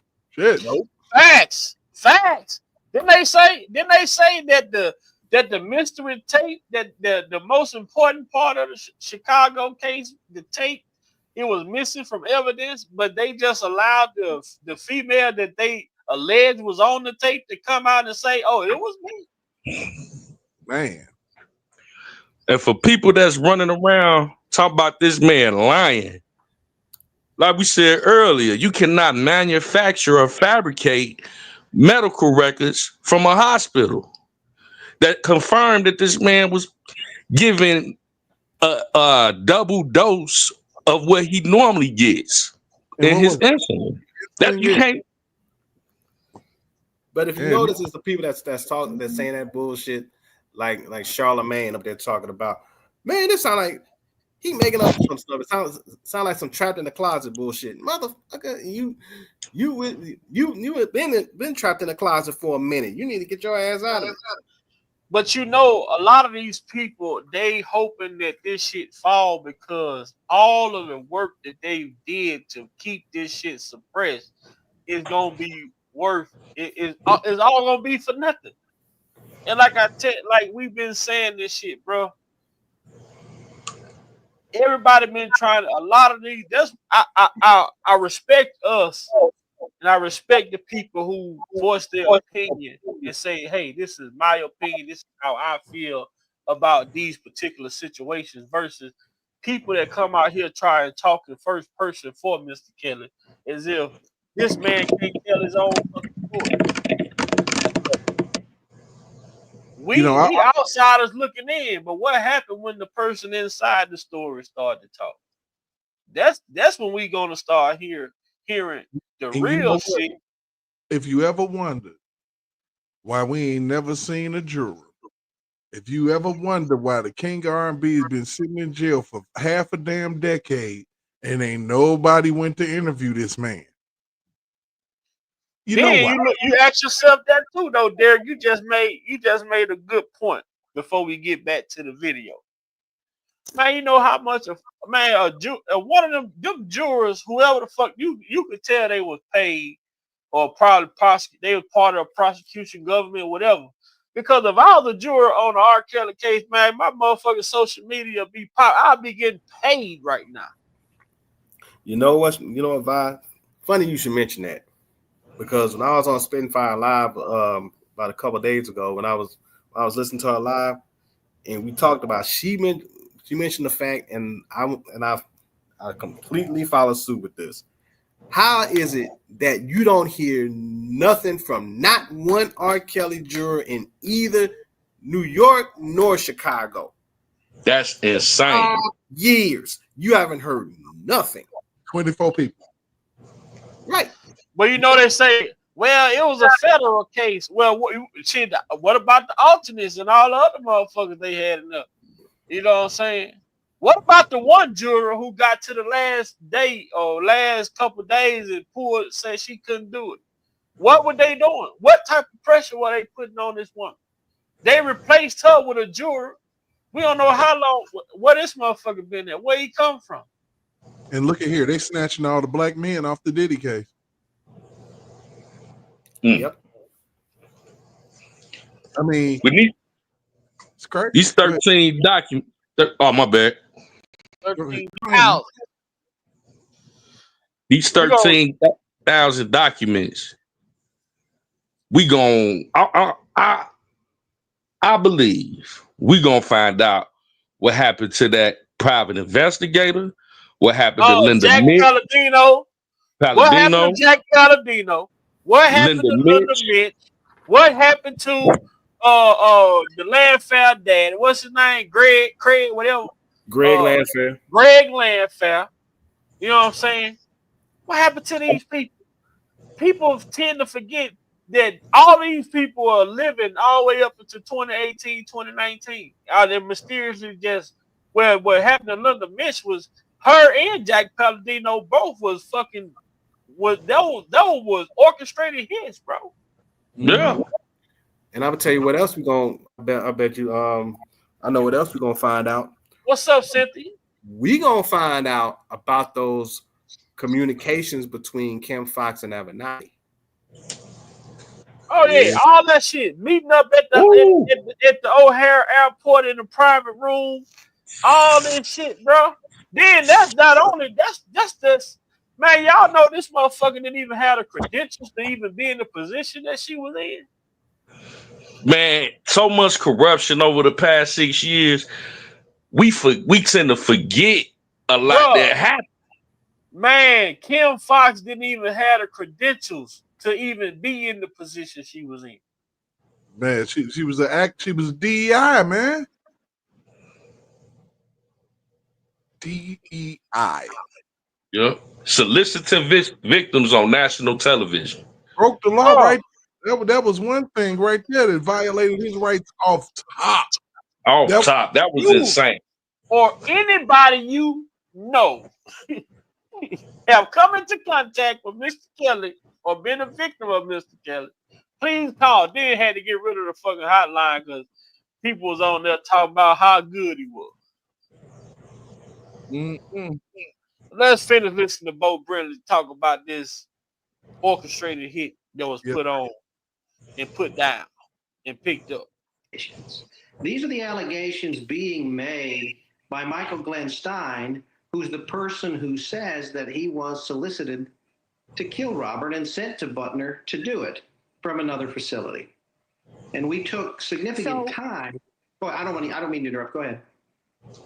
No, that's okay. I'm trying to put a lot of the pieces of the puzzle together as you're answering. And I'm just confused if this inmate allegedly said that the Bureau of Prisons sought him out to murder a fellow inmate. Why? Well, that's an excellent question, and the answer to that is also pretty clear. Mr. Stein, in his declaration, has set forth the reason that was given. The reason is that Mr. Kelly was about to expose some facts that would be extremely inflammatory and damaging to the Bureau of Prisons and the Department of Justice.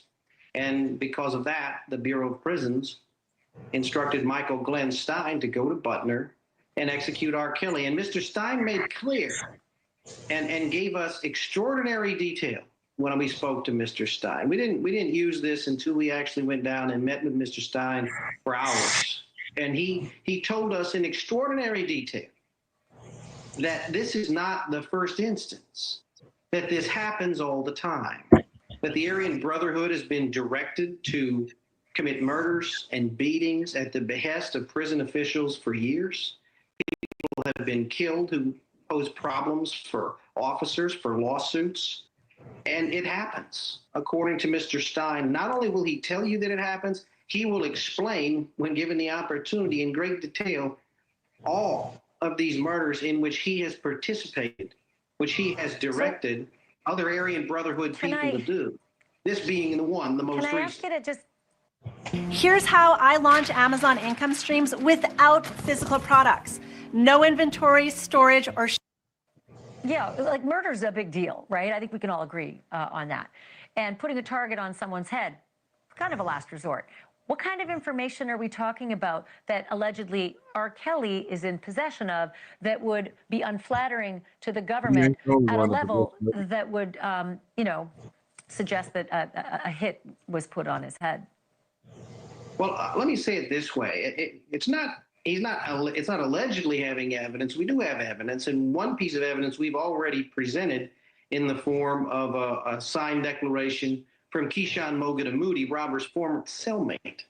And what he describes is having been solicited by prosecutors who are offering him a reduced sentence in exchange for stealing Mr. Kelly's privileged attorney-client correspondence, funneling it through an identified Bureau of Prisons officer, a corrupt officer, and then that was provided to the U.S. Attorney's Office. This man has made a statement, and both he and Mr. Stein are making statements that are absolutely not in their own personal interest, and yet they've done it anyway.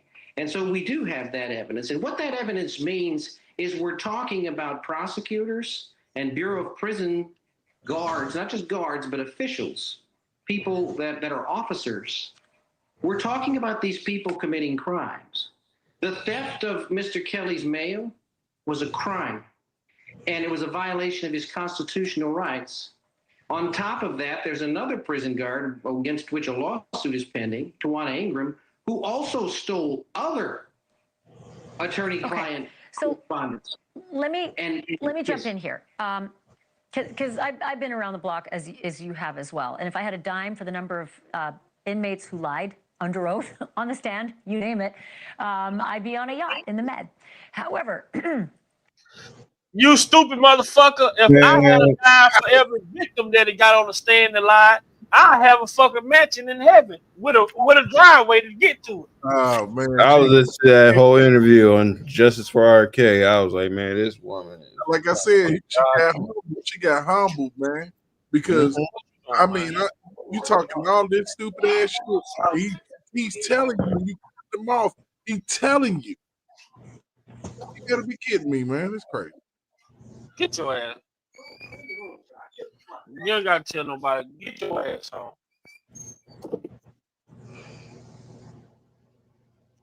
You notice she didn't cut him off the second time. You said if I had a dime for every inmate, you stupid goofy motherfucker. Boy, this is shit I don't like. Oh. Take it back a little bit.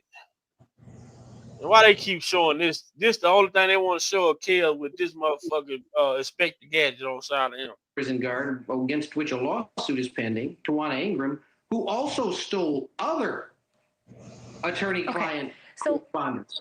Let me jump in here.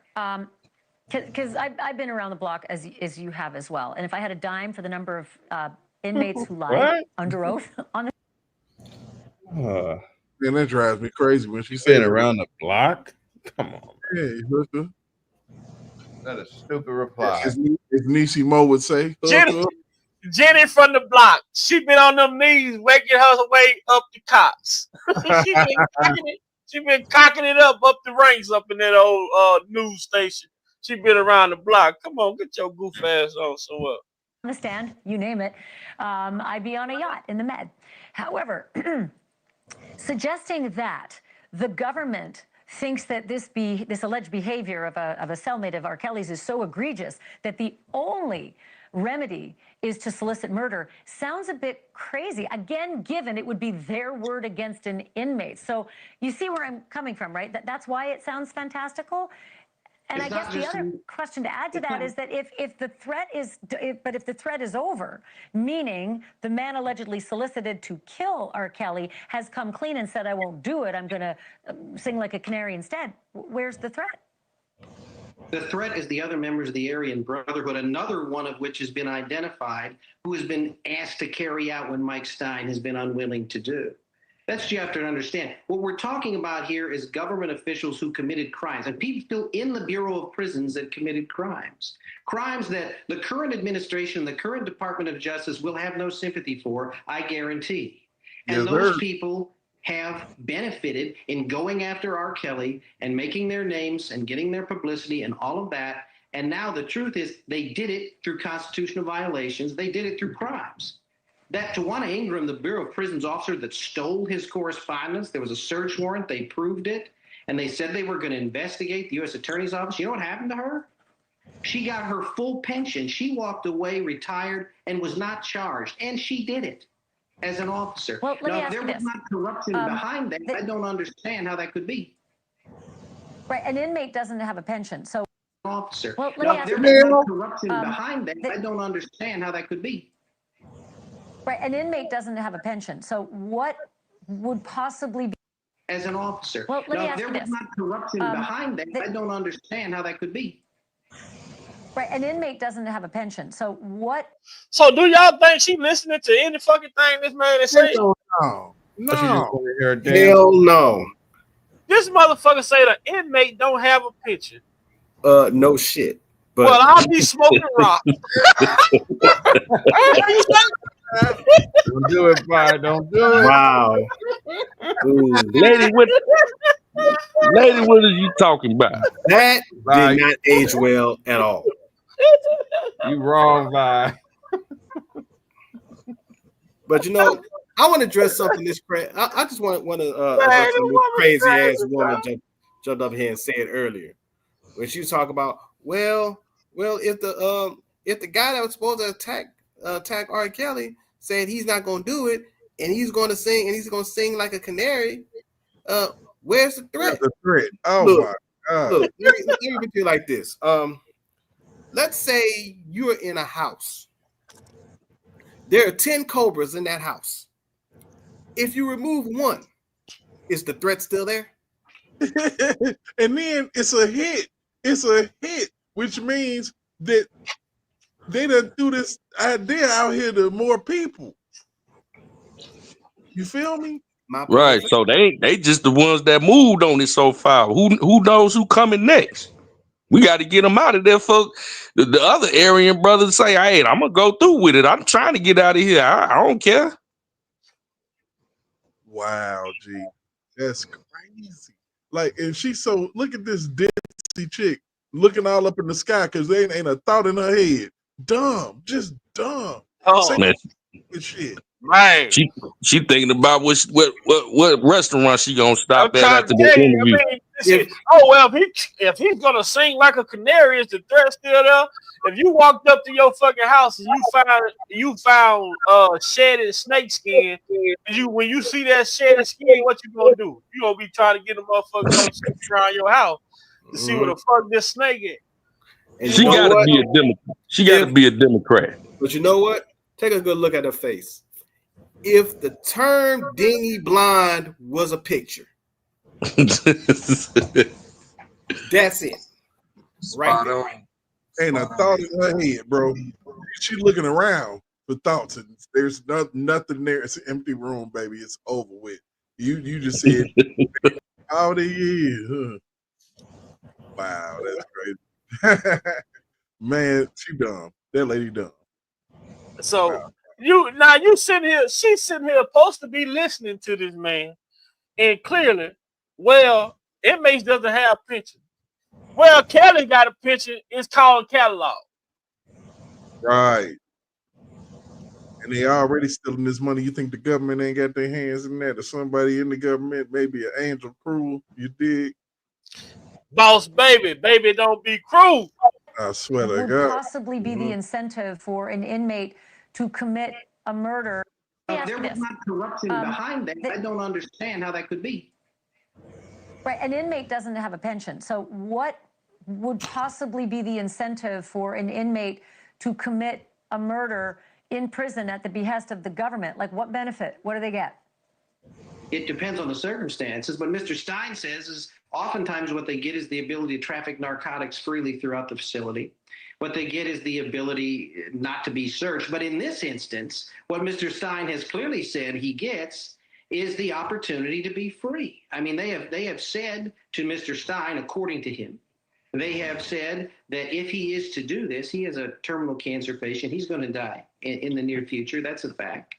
And they have said that he will be transferred and he'll get the opportunity to walk away. And Michael Glenn Stein has a history of escaping from the Bureau of Prisons. He escaped previously. That's why he spent so long at the ADX Superman.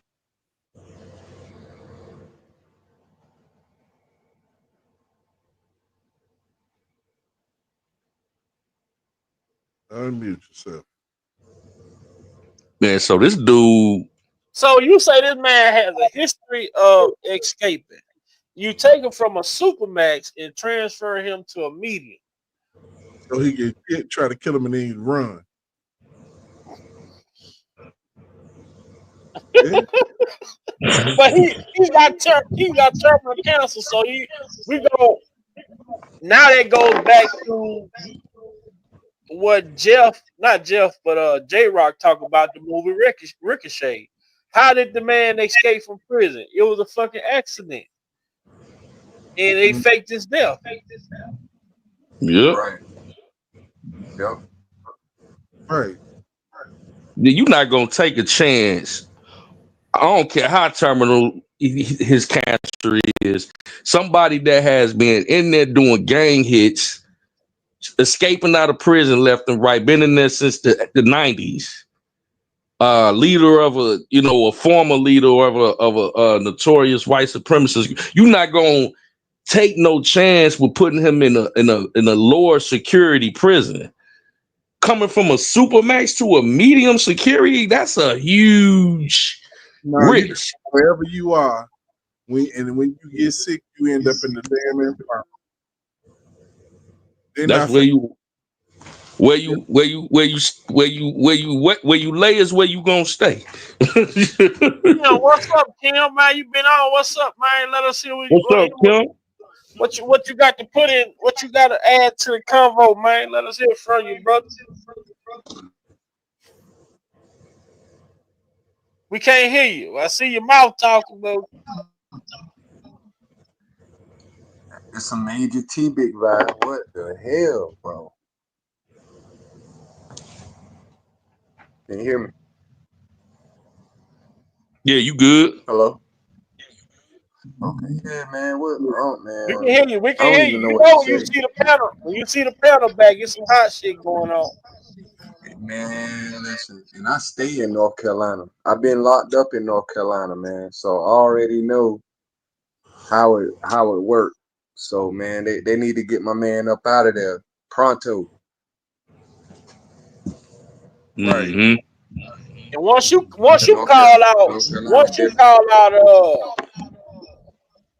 like brutality within those facilities, man, you become a target.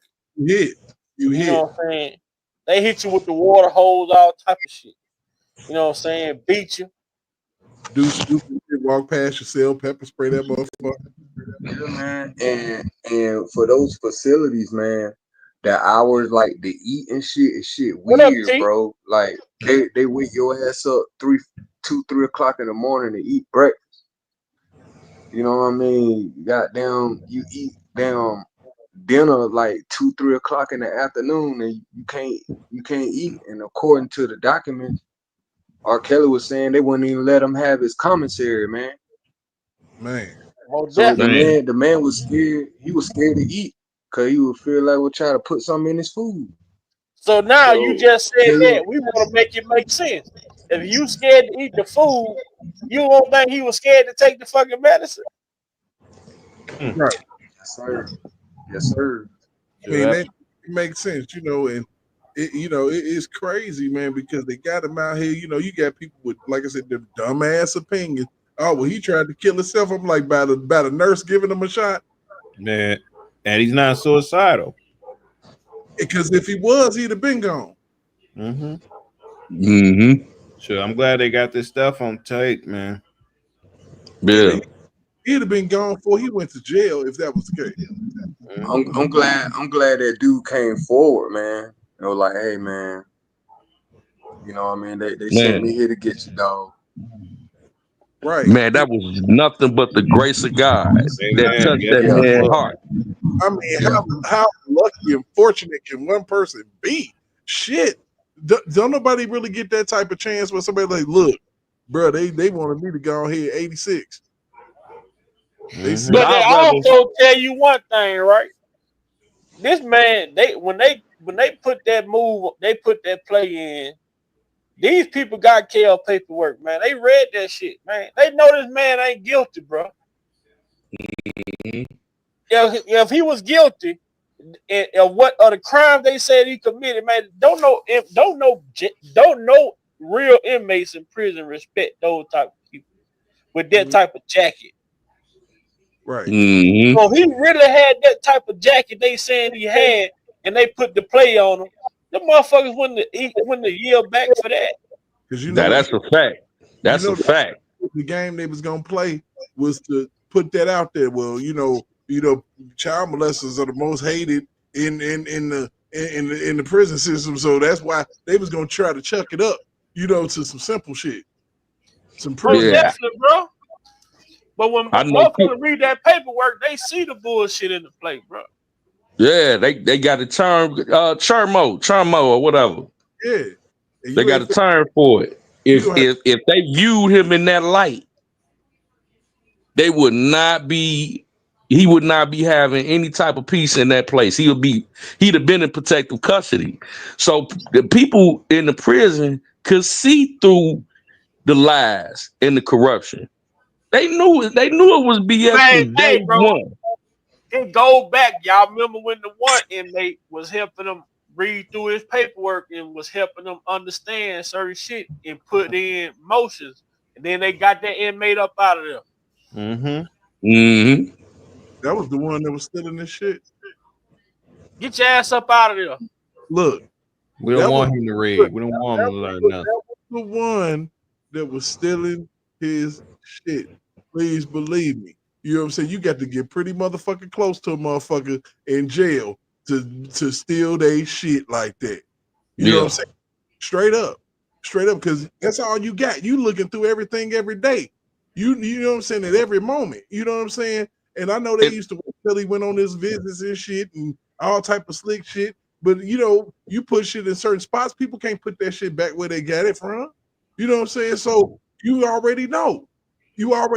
So I'm sure he had his suspicions and couldn't say shit because you don't want to start fighting with the motherfucker you bunked up with. You know what I'm saying? My shit, damn, that's crazy. You know what I'm saying? My shit was over here, now it's over the fuck there. You know what I'm saying? What the fuck is going on? And you think you tripping because you in a fucked up place. So but I ain't gonna start no shit. You know what I'm saying? Because he was taking it and bringing it back. They had a whole situation going on this man. Right. They said, because they said that his very first one, the first person that he was bunked with, or maybe maybe I don't know. You know what I'm saying? Picture this: when you in there, you have what they call a property box. You got a big one and a small one. Right. So you put your big shit in the big box, which is probably about the size of a nice size suitcase, and then you got a small box is about the size of a milk crate, maybe a little bit bigger. So you got two property boxes. You could put them up under your bunk, and then the other one you put off to the side. You might put your papers work over there, and you put your commissary in your drawers and your socks and your other blues or grays or whatever they got. So when you got your property box, all your important stuff is going to go into the smaller boxes, your paperwork and things like that. So you got, somebody like Kels like to go play basketball or whatever. His cellmate is choosing when the perfect time is. Oh no, y'all go ahead and y'all play dominoes. I'm gonna sit back in the cell and chill. That's the time he's going in to steal, which make no mistake. They open all your mail except for what? The mail that you get from your lawyers. So they open and read all the other mail you get from your girlfriend, your homie or whatever, your mama, your daddy, all that, your brother, your sister. They can read all that, but they are not supposed to touch your attorney-client privilege mail. So they waiting on Kels to go, play basketball, go to the child hall or whatever. Then he got that split amount of time to still go in there and steal his shit. That is insane. I mean, and it just goes back to where we kept on saying, man, they done locked this man up and they have no case. Yeah, it's all calculated. It's all calculated for sure. They had zero. And they had to lock him up. And we said they had to lock him up to build a case around him. That's why you saw superseding indictment after superseding indictment after superseding indictment. Because they was literally heading the attorneys off at the pass with the information that man was stealing. Literally. Yep. Because see, they were making up the case as they go along while piecing the information together, because they didn't want to give him a bond because they wanted to try to make sure that they try to piece that thing together in a way to cause enough confusion that he can't get out. So then they can keep working until they can get whatever pieces they got to fit like a damn puzzle and present the kind of picture they want to send, whether in front of the judge, in front of the media, or whoever else. Well, It in took that them 2 Chicago damn years. thrown out once they found him, Darren McDavid, and fucking Milton June Brown innocent, not guilty. The rest of that shit should have been tossed, man, because the case was brung based off the claiming he obstructed justice in 2008. Facts. Y'all find him not guilty on obstruction again, but y'all that mean the whole case should have been gone. Right. So the whole reason that they opened up that whole case in Chicago to begin with was a damn lie, because the whole reason for the whole that you opened it up was because of that. Essentially, that whole case was predicated on the fact that they were saying that he obstructed the first case. So without obstruction charges, meaning that y'all trying to say this man conspired with Darren McDavid and June Brown to go retrieve child pornography tapes. Without that charge, that's double jeopardy. And without the tape. All while on tour and working on albums and shit. Yeah. And who was one of the first people to come forward with that obstruction of justice, and he bought his conviction? Who was the first person to come forward to say that? Michael Avenatti. Yep. Then you got all these people who claiming that they received the tape from this girlfriend. Then they took the tape and they went compressed it. They went dubbed it and made copies and put it out on the black market. I didn't even understand the whole ass motherfucker say he went and knocked that. And I'm gonna just say a random name. He went and knocked that Progress though, and Progress told him the tape in the back. Oh, you know what? And Nisi, truth be told, it might have happened just like that. They might have came to him. And the thing about it is, and the crazy shit is, they had and I know it's a fact, some of them guards was just had his intercom open, listening to his fucking conversations in his cell. Man, I'm telling you, bro, if you haven't watched that show, 50 Cent for Life, man, you could. Oh yeah, I've seen that. You see how they were recording his visits with that guy that was helping him. When the guy would come visit, they put recorders. This is after they sent 50 Cent to the prison to take him out. Then they changed the warden out because he was good with the warden and she was helping him, get to the course and shit. So they say they caused a riot in the jail so that she would lose her position. Then they sent the new warden in. Then the new warden, he came and he put recorders in the cameras. So when the man was sitting there talking to his the guy was an ex-police officer, but the guy was going around helping him get his witnesses together. So when the guy was telling him the names, the fucking the warden would give the information to the prosecutor, the district attorney, and they will send police to go get the people and send them out of town so they can never show up to court. The way I see it is like Ricochet is R. Kelly pre-conviction. For Life is R. Kelly post-conviction. I'm telling you, man, they put this how them two are fitting. Man, if y'all haven't seen that show, it's dope. And you go watch that show, man, and everything that you know about this case, when you go, they locked this man up all off of shit that his homeboy did. And then they used political campaign and political backing, because the guy who had money, his daughter, it happened, his daughter overdosed. And then he gave this goddamn DA a healthy goddamn amount of money to endorse his campaign, and they just went to lock anybody up they could lock up. Hey, didn't his wife start smashing his homeboy? Yeah, wife ended up the dude that was locked up. His wife ended up going with his homeboy. Yeah, she was smashing him. No boy was all in his feelings when fam came back. Yeah, because they gave him price and thought he'd be gone forever. He gave that shit back, and then they showed the shit. The judge went to jail. The prosecutor went to jail, and the motherfucking DA he ran off to Vegas running from the police, and he went and killed himself in the hotel room. And guess who was in that as well as Ricochet? John Lithgow. Yep. And both of them. Yep. That's crazy. So, man, we've been on here for 2 hours, bro. Man, I gotta make sure I can't go without giving, all the thanks to the chat, man.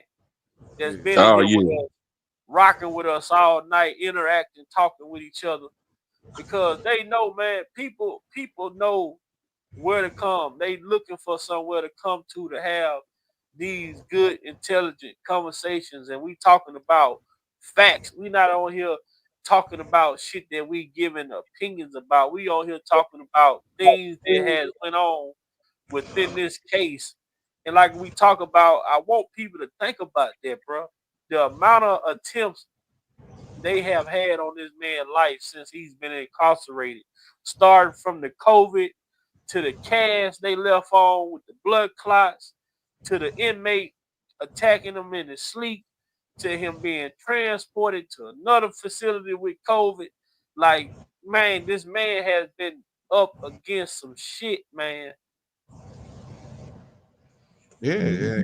Way before Tory Lanez now. Way before Tory. And then how you a doctor, you give him double. That's intentionally, man. Don't you see when you pricking your fucking that needle for your insulin shot, you know the bottle, you gotta have that motherfucker right in your eye. You see what I'm saying? Mm-hmm. When you getting that syringe to that needle together, you got that little ass bottle right at your goddamn eye when you drawing that shit in there. So what they gonna say? Oh, he ain't took it in 2 or 3 days, just give him a double. That shit don't work like that. That don't if matter. you miss a day, if you miss a day, you miss a month, 2 weeks, you still only supposed to take the dose that it says you supposed to take. You can't make up for shit you didn't take. And right I'm gonna go on record. Big Bio opinion, gonna go on record and say I believe they stuck him without his permission.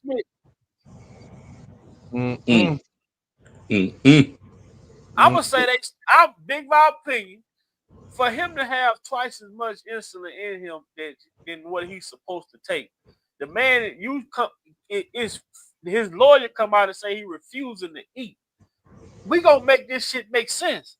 If I don't want to eat your food because I fear you trying to poison me, it ain't no motherfucking medication in this jail that y'all can give to me that I'm gonna take. I'm here to tell you. I don't trust shit about y'all. Y'all can't give me a cup of water. Y'all can't give me shit. I don't trust y'all. What up, 312? Common sense. That's crazy, man.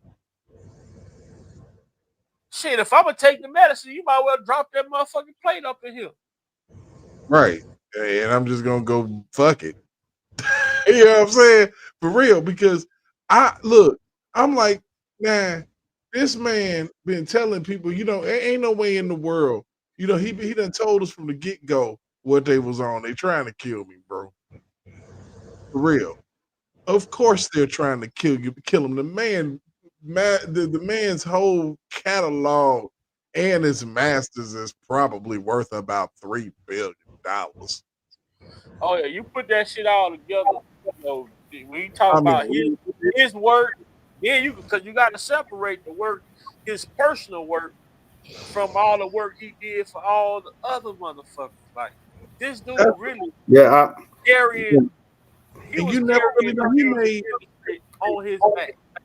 he made Jive Records billions of dollars. Yep. Not to mention the fact, like I said early in the live, he's got about 9 milestone anniversaries this year alone. What's your 312? Where your clip at? Where your clip at 312? You know, It's probably on her. It's probably on her shorts or on her community. You know, because it's just, boy, y'all know Big Boy, old man. Boy, I'm hanging in. Boy, it's past my bedtime. I'm gonna be honest, because you know, one of the reasons, and you know, my channel, you know why I started my channel, man. Because I saw quadruple injustices popping off everywhere. And you know, for us to, you got to be justice for all, man. And truth be told, no matter how you feel about Diddy, nigga, if they fucked up, he got to come to the crib. Yeah. Look, if he fucked up, he got to. I firmly believe that he was involved in Tupac and Biggie's murder somehow, some way. But I don't think he need to go to jail for some bullshit he didn't do. I don't think nobody should. I was just having that conversation, bro. The allegations got to match the charges, man. I can't co-sign some fabricated charges, regardless of who the individual is or how I feel about them. Because once you do that, you open the door up for anybody to be, have fabricated or exaggerated charges. Right. And that's just not a fair and balanced justice system, and we should never champion that. We should try to make this system as fair as possible for everybody. Because see, the government has unlimited resources. So when you charge an American citizen with a crime, you better be able to prove without a shadow or a reasonable doubt. I believe that prosecution, both prosecutions, was willing to do whatever the fuck they had to do, lie, cheat, and steal, and everything under the sun in order to get that conviction. They needed that conviction. Absolutely. You know why? Because they was going in the midterms. They needed all of that. Like I said, R.Kelly's trial and conviction was political. Like I said, all this shit. Is that the video? Oh, that seems like it. That I'm like, he had no knowledge, and that's crazy because the person that gave him the knowledge was the person that was supposed to take him out the game. Yeah. But see, they man, I'm gonna tell you, bro. If this conspiracy was against anybody else, they would be goddamn eating that shit alive. But the simple fact that it's R. Kelly, they feel like, oh, it's just a witch hunt. Man, because they stupid and they don't have. What up, Lil Matt? What the hell? What up, Lil Matt? Lil Matt, 312, A-Child. Yeah, everybody here. Goddamn me, a motherfucking R. Kelly super fan. Shit. What did the girl say? What did crazy that woman? Let me find her right quick. So okay, now what side? Hold on, Mr. Savage. Hold on, Mr. Savage. You don't let Westside finish. You gonna let him finish. Go ahead and finish your comment, Westside. Well, I think you, Mr. I thank you, Mr. Storm. Gotta let him finish. Mr. Storm, I thank you for allowing me to come on your platform. You're a respectful host, brother. I just can't talk to them. They're just too out of control for me. I wish them well, though. I'm off the mic. Thank you. You out of control because you got terminology. Sir, you out of control. Listen, because you don't know me from Adam. John you out of control. I've been living this for 10 years. Jonathan, here is the deal. When you have a mother. No, fuck that. And see, that's when you have a mother. No, fuck that. You criminal R. Kelly predator fan. When you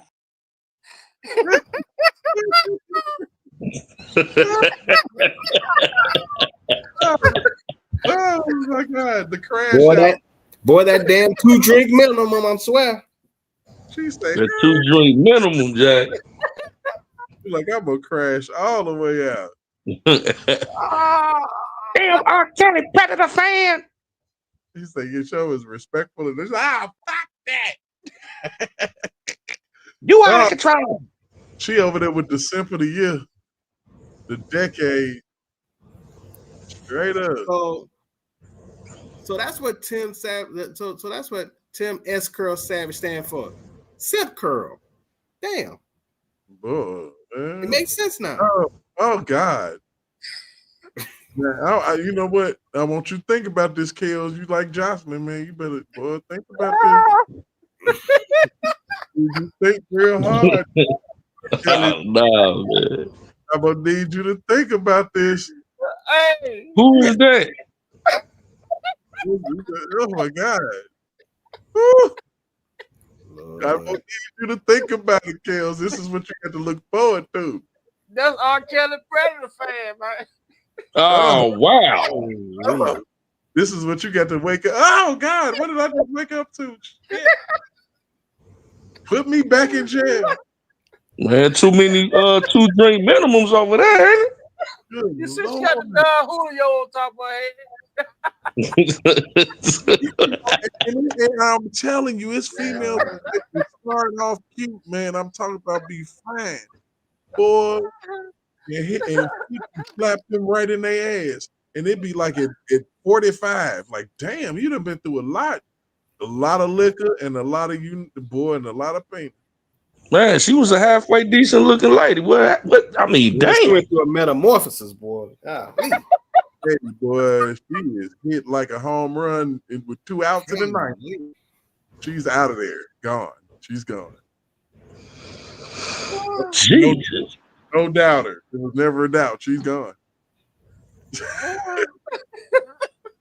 I don't mean, man, no comment on that one, bro.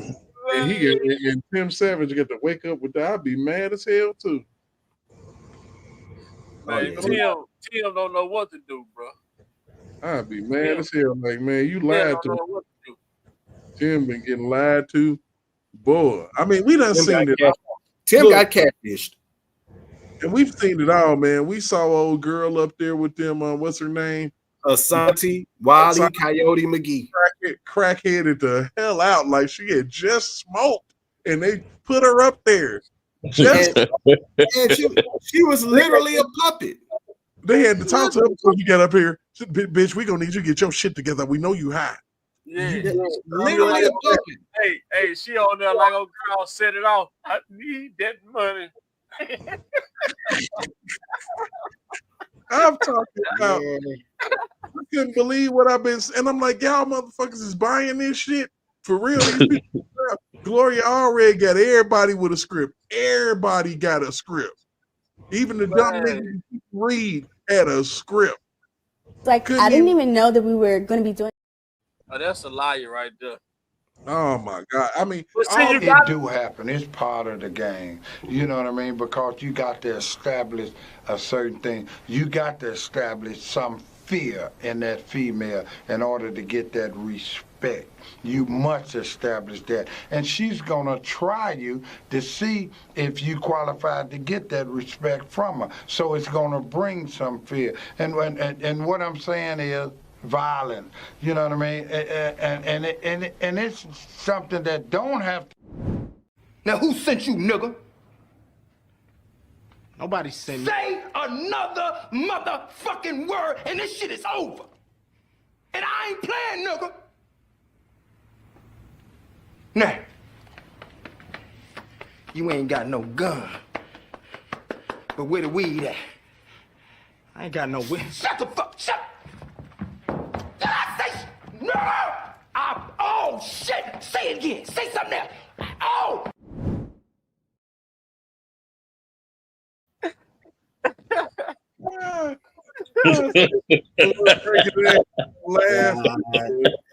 That damn pink. Boy, look at this. Man, motherfucker, I'm gonna give you how many? I'm gonna give you how many hours? 72 hours. Boy. You are Kelly. Mr. Robert, Mr. Kelly. I met Clifton Powell in real life, bro. I met niggas might go to jail though, bro. I mean, this shit for the world up for these Man, bro. That nigga real cool in real life, man. I met that guy. Clifton Powell, yeah. He was at a family reunion in Atlanta. And I was visiting a homeboy who had a family reunion at the same country club. And me and that nigga going up the elevator and met at the elevator door at the same time. And my mouth dropped. I said, "Oh shit, Pinky." Like that, right? He started busting out laughing, bro. I was like, "Yo." And he told me, he was like, "Man, my real name is Clifton Powell." I said, "Man, I just knew you as Pinky, but man, it was a pleasure meeting you, man." And we chopped it up all the way up the elevator, man. He was a dude. Sure. Yeah, he's solid guy. Hey, 312. Whatever clip it is you got, I need that clip, man, because I want to come back tomorrow, man, do a live, or we can go on another platform. Everybody, we gonna need everybody to go to. Y'all come holler at me, man. I ain't been on in about a week and some change. We need everybody to follow the platform. So, tomorrow we go live on another platform, and everybody follow, man, because the way that we do it and the way that it need to be done, we need to do it just like it's clean. It ain't no congestion. You know what I'm saying? Is information being put out for the people to receive, and people can come over here and don't feel like, hey man, let me not say nothing because I don't want to be attacked. Now we don't do that over here. You know what I'm saying? We ain't gonna do that over here. We gonna keep the platform the way it's always been. Cause like I say all the time, I run my platform like I live my life. This platform represent me. So if I get on my platform and do some fuck shit that represent me, and I ain't no fuck nigga. Right. So everything I do gonna be swept in. You know what I'm saying? I ain't finna be out here doing no clickbait like these old weak ass niggas talking about Kels and told him this, Kels and told Kels say he don't trust nobody. Kels ain't talking and telling you motherfucking shit, man. Stop talking in first, second, and third motherfucking person. Oh, I was locked up with him. Yeah, but nigga I know was in the cell with him. Yeah, that nigga told me he had the toilet paper lined up against the wall. Get the fuck out of here, man. Look at nigga. Ain't no real nigga finna run with a third person perspective. You know what I'm saying? If I ain't see that shit myself, if I ain't do it myself, see it myself, I ain't speak on it from a perspective of me seeing it. Well, he one of them niggas. He one of them niggas get bullshit started in the prison. Oh, definitely. Right. Clogging up the toilet, causing floods and shit. Be like them old inmates down in New Orleans, 10 of them running out the back door. Too easy. Too easy. Oh man. I'm like, oh y'all hey, they gonna tell me, hey, look, they want us to believe a motherfucker went through a hole and nigga ran out of the prison, didn't even have nowhere to go. He just laid on the bus stop. Where the motherfucker get the ink pen from, the Sharpie to put too easy on the wall? I'm like, man, they doing too fucking much. Man, them niggas ain't all go through no motherfucking hole, man. That nigga say they went out the door. I believed it. Yeah, man. Look, somebody on the inside helped the shit out there, man. Yeah, man. Got them up out of there. But I'm like, all y'all niggas gonna get beat the fuck up bad in the motherfucker. Oh, no. They ain't doing that, See what happened when they captured them motherfuckers. Get what they did? They sent their ass straight to Angola. Angola, like in Louisiana, Angola is equivalent to 88. You know what I'm saying? They beat the fuck up. Angola, that bitch surrounded by a swamp and goddamn marsh. You feel me? You ain't gonna get up out of that motherfucker. But. And they got their asses whooped when they got there. It was a minute. Fuck them up. Yeah, man. So, but most definitely, bro, we gonna keep bringing that awareness to Kels, man, and what he got going on, man. We ain't trying to ruffle no feathers, man, but we gonna speak on what we speak on. And this man's life has been threatened on numerous occasions while he's been incarcerated, from the beginning of his incarceration all the way up until now. You know what I'm saying? Then for him to have a blood clot issue, man, that shit dangerous, bro. All it takes is one.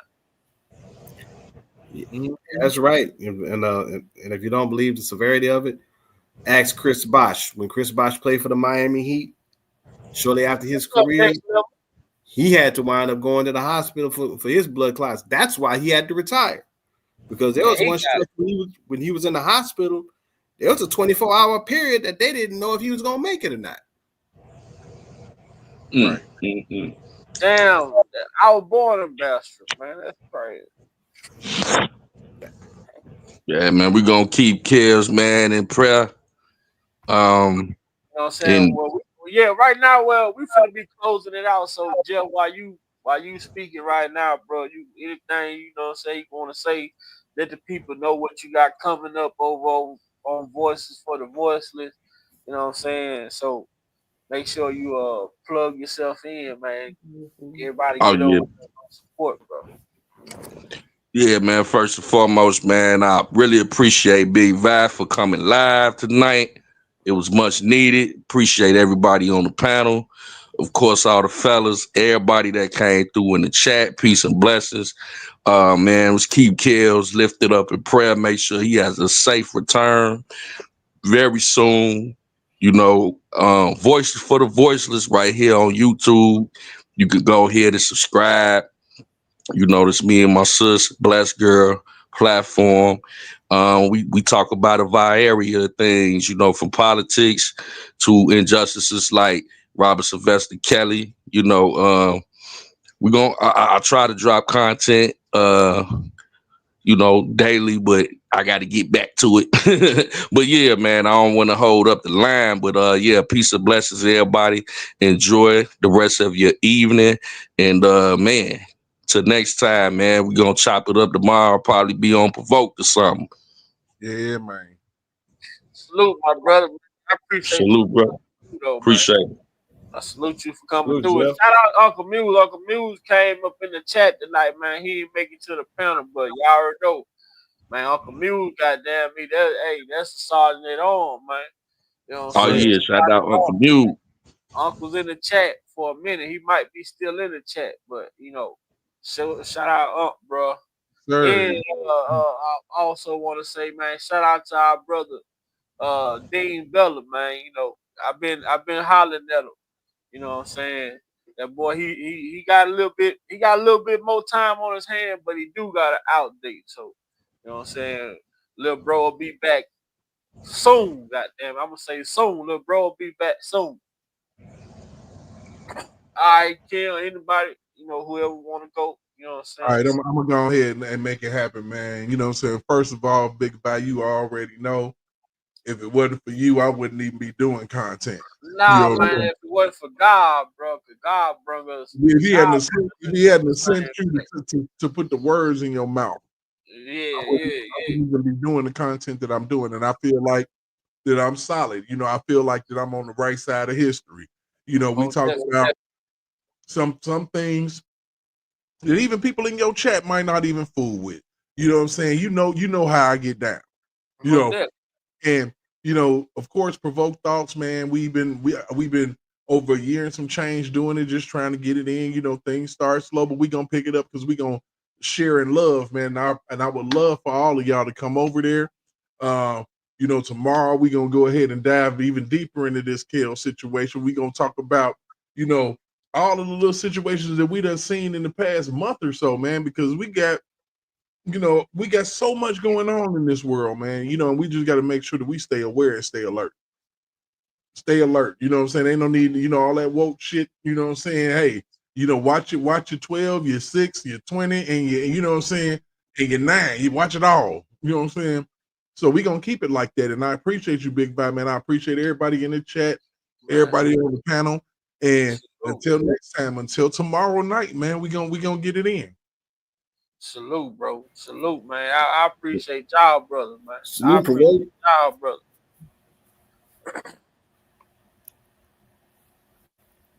Well, I guess I'll go ahead. I'll chime in with my 2 cents. Once again, Bob, thank you for having me on. As always, appreciate it. Shout out to everybody in the chat. Shout out to everybody that was on the panel. You know, I mean, it's been free R. Kelly since the beginning, and it's still free R. Kelly now. Ain't shit changed. Most definitely, bro. Even though they're still trying to sew in these narratives going forward, but the most beautiful thing right now is the fact that there are a whole lot of people that are really not taking the bait.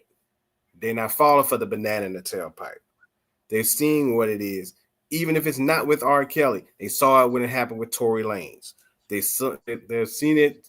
Some people seen it when it happened with Diddy, and now all of a sudden you got Smokey Robinson, now Tyler Perry. Now all of a sudden everybody's starting to see the bullshit for what it really is.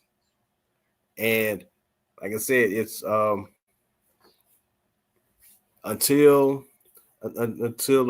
justice is served properly for everybody, it's gonna be hell on a lot of us brothers out here. Because if they're doing it to the most prominent black men out there, the average brother ain't got a shot. So we have to. So at the end of the day, we got to stand united. We got to still watch each other's back at the end of the day. Because we can't let them take us down like this. Because everybody talk about, well, it don't matter if it's R. Kelly, this and that. Okay, what if it's your son? What if it's your husband? What if it's your grandson, nephew? Right. It'll be a trickle down effect to everybody, and eventually down the line they're going to get to somebody that you love. Right. That's what people not. That's the issue that people failing to realize. Like they said a long time ago, R. Kelly today, shit, you tomorrow. Then what? Facts. Then what? You gonna want somebody out here advocating for you? You know what I'm saying? You gonna want somebody out here speaking on your interests. You know what I'm saying? And like I tell people, shit, we not out here to say what a person did or didn't do. You know what I'm saying? We out here to talk about the evidence and say what a person did or didn't do.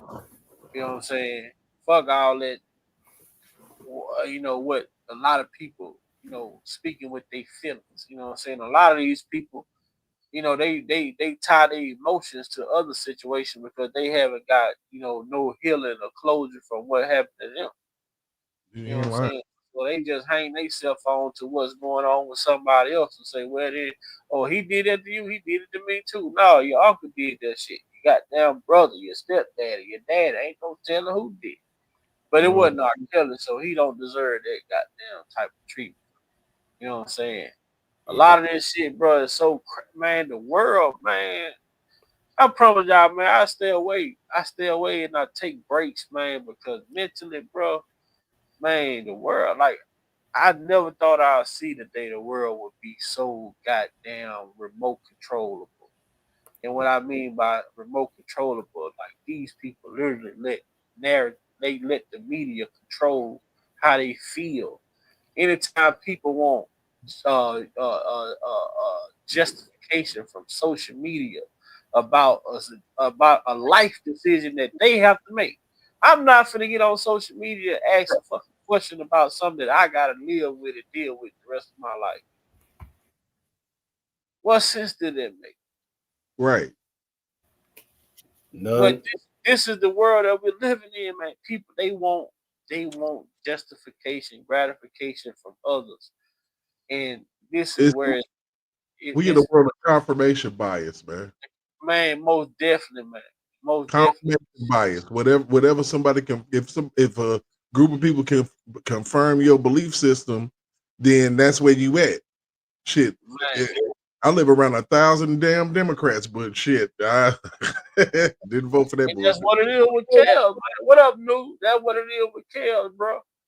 Motherfuckers that been victimized and all type of shit. But guess what? Well, the shit that they alleging R.Kelly did, these people relate. Oh, I can relate. Oh, that happened to me. But my uncle shit, he's still barbecuing every year at the family picnic. My cousin, goddamn, he still coming over like ain't nothing ever happened. You feel me? Right. Hey, Noobs ain't lying, man. 1984, bro. Woo! That movie will blow your motherfucking mind, fam. It's what's happening right now today in America. Like they trying to pretty much gaslight your mind, and you can't speak on certain things. You go to jail for it. Man, they was cool with murder, assassination, cheering for it. I'm talking about it was crazy. Yeah. Tyler Perry, he most definitely. Tyler Perry needs support too. And at the end of the day, we had to get back to Pop said, bro. We gotta support. We gotta support everything about us that look like us. Not just the women, the men too, because everybody we all need each other, man. Behind every strong black man, there's a black woman, and it should be behind every black strong woman, there's a black strong man. That's how it should be. All this fucking this sexist shit, women against men, and all men against women. Like, come on, man. How the fuck do we get there? This shit man, it's just so much shit that I just realized in the world, man. We live in a world where shit to want to be equal. God didn't make this world to be a certain way. He designed it, and he told us how he wanted it to be.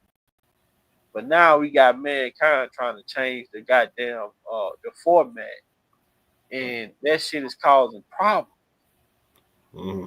Now you can say this, the root of it. Now a lot of people say the root of it really started with feminism. Mm-hmm. That was the root of it, and it just spread from there. It started like it was supposed to be a good thing, and then it morphed into something else totally different. Kind of like the Me Too movement. Supposed to be for one thing, and then it morphed into something totally different from what it's supposed to be. Say how to catch a superstar. That's what it morphed into. And you know why it morphed into something? Because anytime something, when they launch something, and when they launch something, that's just like a product or software, anything, technology, engineering, anything. When they launch it, and that shit be successful, oh man, they gonna pour into it. But if it failed, you would never hear it was created. And it's crazy because the Me Too movement wasn't about justice. It was about giving money, but giving real victims, along with the money, but giving real victims a false sense of justice vicariously through people like R.Kelly, people like Bill Cosby, people like Harvey Weinstein, just that false, like you can equate your victimization to this next person because they ain't doing nothing but telling your story anyway. Yeah. And what did Tarana Burke say about a month or two ago when she said, "I never said believe all women. I just said believe survivors," because I just thought survivors should be heard, and we got to make sure they're heard, even if it's not at the extent of demonizing the other individual that's involved. Her holiday heart looking ass jumped up there and was demonizing a whole other dude in the meantime of what she was saying. That's why she paraded her ass on surviving R.Kelly.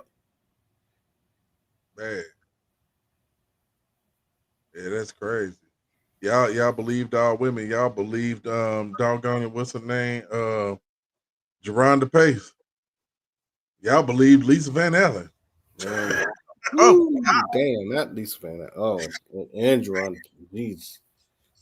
Man, y'all believed Azriel after she was showing so much love, and then it took 6 months to flip her. Hell, you believed they believed Lizette Martinez talking about, I took a flight to be with R.Kelly, ain't have a plane ticket or ID or nothing. And talking about she was 15 years old. They believed Ashanti Muggy. Wow. Yeah, that's right. Mm. Miss, I was prom queen at King High School. Back. She wasn't prom. New Jack City looking at. She didn't even get asked to the damn prom with her ugly ass. Ain't nobody trying to take nothing from you. If anything, they was trying to get you the hell away from them. That is just all you got to have. At least 2 shots, 4 beers, and smoke a couple before you even be ready to say, I'll take that. I'll go with Ashanti. Right. And everybody at the club would have to tell you no. I'm just saying, I had to shoot my shot at everything, and she had to be the only thing left without a ride, standing outside the club alone. Mm-hmm. You need a ride, you know. Yep. And to top it all off, Ashanti McGee got more mug shots than Diddy got baby oil. Man, get out of here, man. Man, come on, Kill. Come on, Kill. Come on, Kill. Say she got more mug shots than Diddy got baby oil, boy. That boy got them one-liners. Right. Boy got them lines. Shit. Yeah, she. Oh my God, I'm like, she's ugly as hell, and I'm like, you know, and then you have to think about it because Kels did smash, Drea. Shit. Who channel coming next? Provoke Thoughts. Yeah. Get everything scheduled, man. Oh yeah, I'm gonna go ahead and get that cracking today. You know what I'm saying? I knew you were supposed to go live yesterday. I was waiting on you. Man. But you know, I got home and then my girl was like, she nursing and shit, so she had to go to work last night at 11. I'm like, well, I don't got time for somebody behind me talking about some you know what I'm saying? Right. So I was like, fuck. You know, oh damn! Look at this. What's up, Spitting Fires? She done slid in. What up, Spitting Fire? Yeah, man. You know. What's going on, Spitting Fire? Thank you for stopping through. Thank you for stopping through. Yeah, but like I said, it's crazy. We will be over there tomorrow night, and we're gonna be doing our thing, and we'll have our clips together.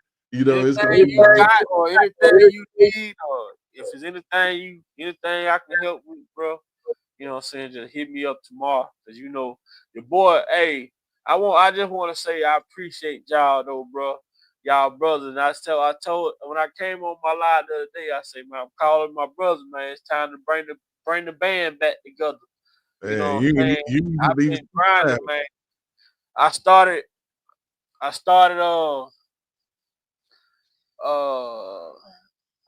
this job back, man. I'm gonna tell y'all something, man. God is good though, bro. A lot of shit that transpired, man. But I tell y'all, man, when I started my job 9 months ago as a transit operator, bro, and I look back to where I've came, man, I can't be nothing but thankful because I went from an operator to a trainer. So now I don't even have to drive no more. I'm teaching all the newcomers that's coming through the door how to get the job done. So I thank God, man, working these 2 jobs, you know, still spending time with my kids. And y'all know, I'm gonna tell y'all the truth now. I'm gonna tell y'all the truth about this. I could come live a lot more, man, but when I get on that fishing bank, I'm fishing, man. By the time I realize what time it is, I done sat on that fishing bank so long, man. I was like, fuck, I'm going home and go to bed. But that fishing is my peace of mind, bro. And I felt like not just me, but we all needed a detox from this YouTube and allow things to clean itself out. So when we came back, that voice would be a lot more clear. And today was a good live, man. We had the people in here. We had the chat activated. We had the panel activated. And we still didn't have a full house, but we had enough. Absolutely. We had enough. You know what I'm saying? So tomorrow, Provoke Thoughts, you see how it's going. You know, you, Jeff, y'all see how it's going, bro. I feel like if we can keep it up and keep the momentum going, we can help shape this message and put it out there for the people to be able to get it in a clear context, like they want to receive it. You know what I'm saying? We don't want to be on here with all the back and forth, all the other different shit. We ain't trying to debunk what nobody got to say. We just coming on here doing our own thing, staying in our own lane, man. I don't give a fuck. People can say what they say. They can say what they want to say.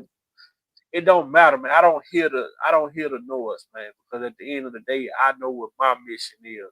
And my mission is to come out here and be a positive voice. And I'm gonna keep it that way. Right. I just say that, everybody, even I don't care if you don't like it or you like it or not. You better hope and pray that pardon czar gets all of those letters that has been sent and everything that the lawyers finna send and all the things that happens, and she hands that shit to Trump and he's like, you can't get a fair trial in New York. That came out of his mouth. Wow, spitting fire. Let me tell you something. We ain't gonna even entertain. Hold on. This is probably why he mad. We ain't gonna even entertain. And live in the hood, huh? Okay, bro. I got a phone call. Yeah, I know you're out here. Man, why you keep following me, man? I know what you're doing. Bro, why you keep following me? I know what you're doing. Everybody know I'm at the courthouse. I had court. No sense, bro. I had court. Why you gotta do that, though? Why man? I do what? Why you do the crime, but you can't do the crime? I ain't did no crime. You always telling on people, man. Stop snitching on folks. You get mad because that white man just told me they ain't seen a testimony like that in 10 years, dog. Bro. Like they your friends. Oh, man. Yeah.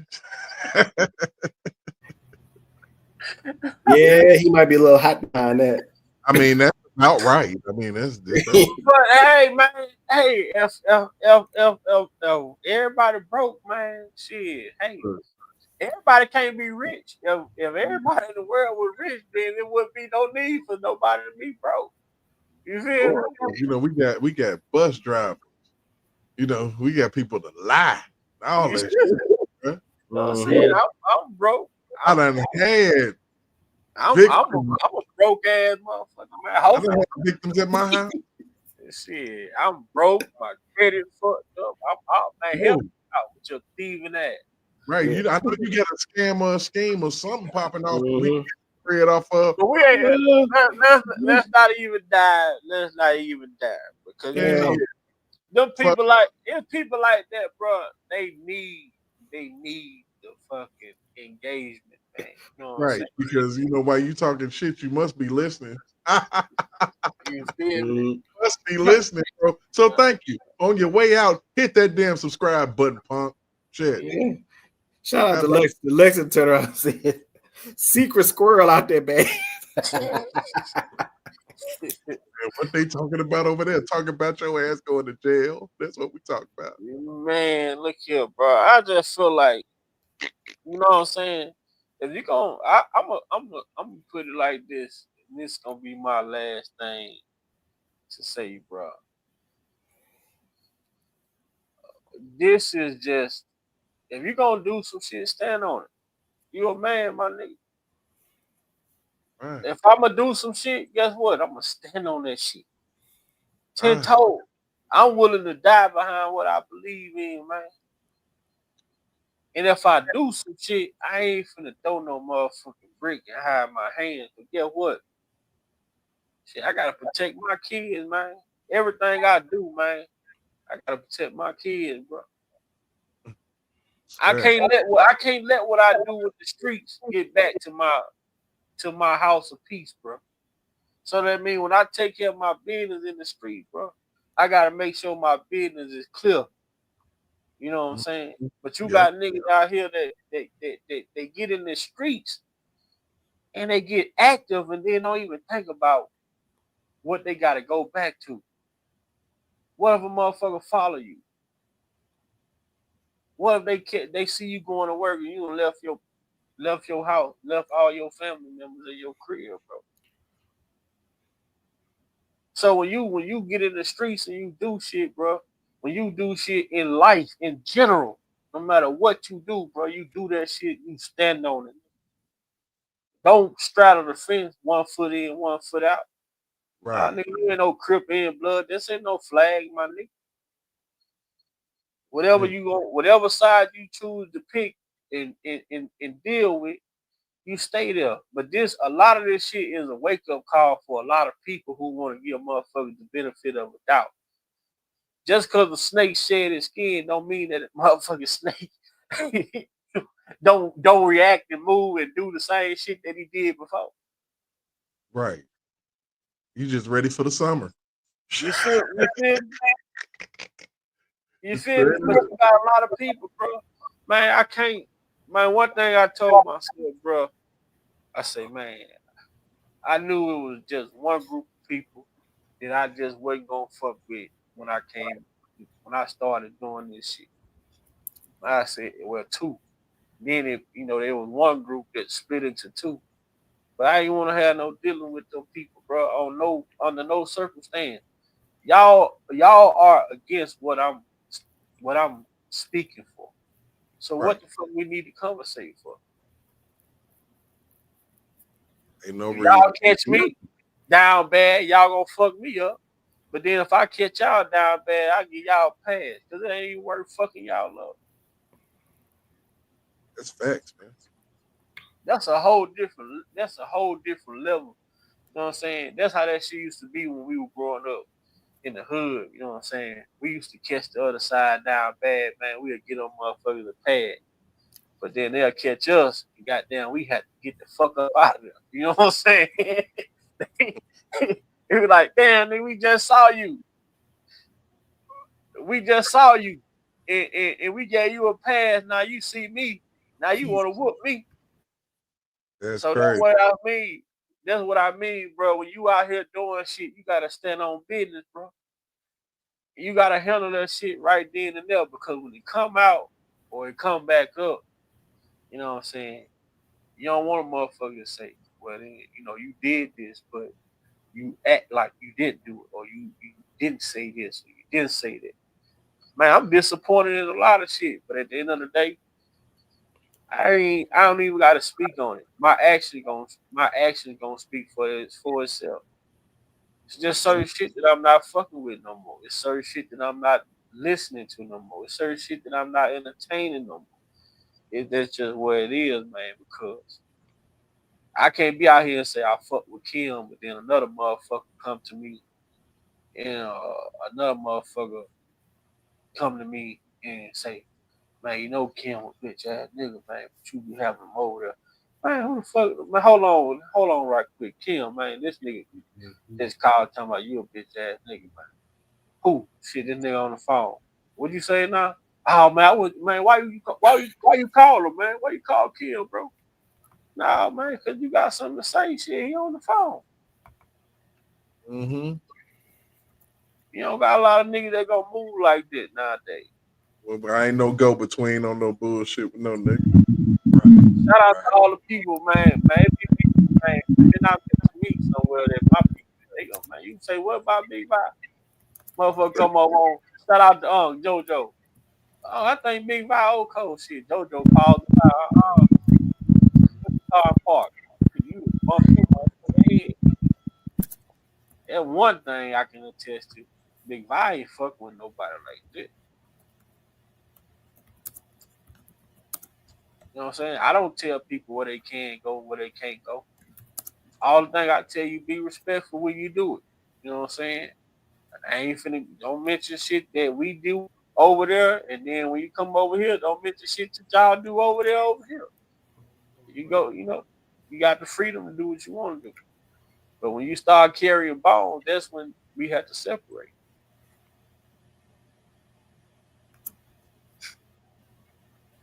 Kim, man, go ahead and let us, you know what I'm saying, give you a little last sentiments, man.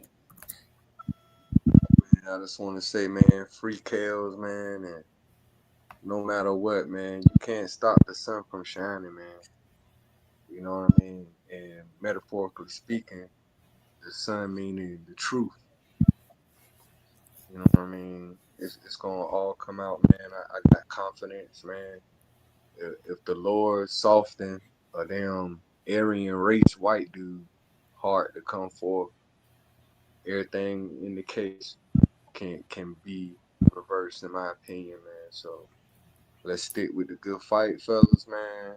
This is a breaking news, so I appreciate Big Val for coming live, man, and just kind of shed more light on what's going on with Kales. But yeah, man, free Kales, man. Yeah, That's all I got. man. Speak that, man. You said that God had the heart to Aryan Brotherhood member, man. Speak that. Right there, that's what I like to describe as divine intervention, man. Nothing man did that could have did that, pulled it off. So. And then go back to show you, bro. When you think logically, bro. Like I say, bro, ain't no way. If that man had the jacket that he had, that they claim he had, ain't no motherfucker finna be sparing. Why they gonna spare him? Why would they spare somebody like that with a jacket like that if that's what he really have on his jacket? You know what I'm saying? We gonna handle this and shit. We can get out and y'all gonna cover this shit up and we can get out and live the rest of our life in the free world. When I was never supposed to see the light of day again. Yeah. Come on, man. That's what the power, the Most High will do and can do and gonna continue to do. Look at all the attacks, man. We just talked about it, man. They lock them up and throw them in a cell with motherfucking COVID people, and he a diabetic with diabetic conditions. They put a cast on his leg and leave it on his leg for fucking 3 months longer than they supposed to have it on them. Called the man to have blood clot, had to have emergency surgery. Then they he opened up his cell while he in there asleep, claiming that the motherfucking inmate pissed off because of a protest. Whole time the inmate say that he was directed to go into the cell and attack this man out of his sleep. You feel me? They keep coming with these attacks. But the thing, what they say, man, God say, no weapon formed against us shall prosper. But the most important part in that message, he never told us that a weapon wasn't going to form. But he did tell us it wouldn't succeed. So there gonna be weapons that come against you in life, but the most important thing about the situation is that weapon is not gonna complete the mission. You believe and you trust, and you put God first head of your life, man. Guess what, man? He gonna protect you. He gonna walk that walk with you. You know what I'm saying? He gonna step in and intervene in a situation that you ain't gonna have no clue of why you spared me. You know what I'm saying? But when you know where your strength come from, you know where your belief at. You know that and we know, man. Anybody that make the music, when we talk about the spiritual side of Kel, that's a man with a relationship with God. You save me. Prayer change. You know what I'm saying? Listen, song he wrote for Marvin Sapp.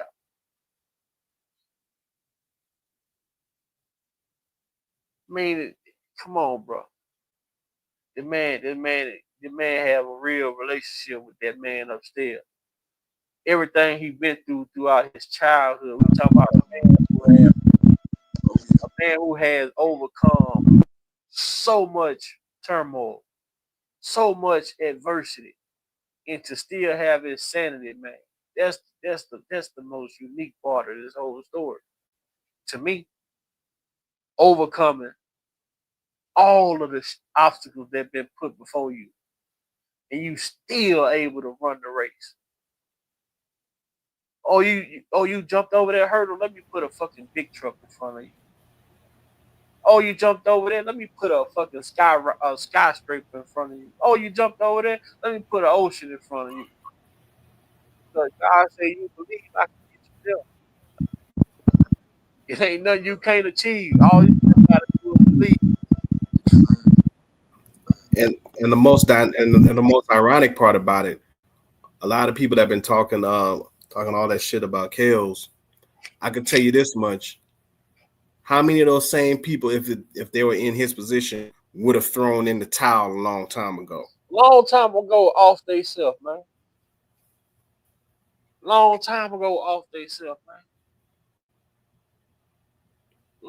Man, I listen to some of this shit, man. I'm like, God damn, like when I'm reading that, Solar Coaster, listen to the shit, man, that this man was living through, living through. And the most important, I'm gonna say this. A lot of that shit that he went through throughout his childhood and then get to the success in his life, and that success kind of take you away from a lot of the things you went through. But then when they put him back in this confinement, guess what? Everything that he went through then before the success, all of that shit comes right back now. So now you gotta relive everything that you thought you had got over. All over again. This thing called life, bro, trauma. God allow us to get past and get through some things, but we never forget what we went through. You never forget it. You find things that help you cope with what you went through, keep you busy, keep you on the move. But guess what? Once you become idle, guess what? That shit, it'd be running in the back of your mind and waiting on you to stop so it can catch up to you. Deal with this shit all over again. What up, Darlene? I gotta deal with this shit, man. That's why motherfucker told me, you can't run from your shadow. No matter where you go, it's always there.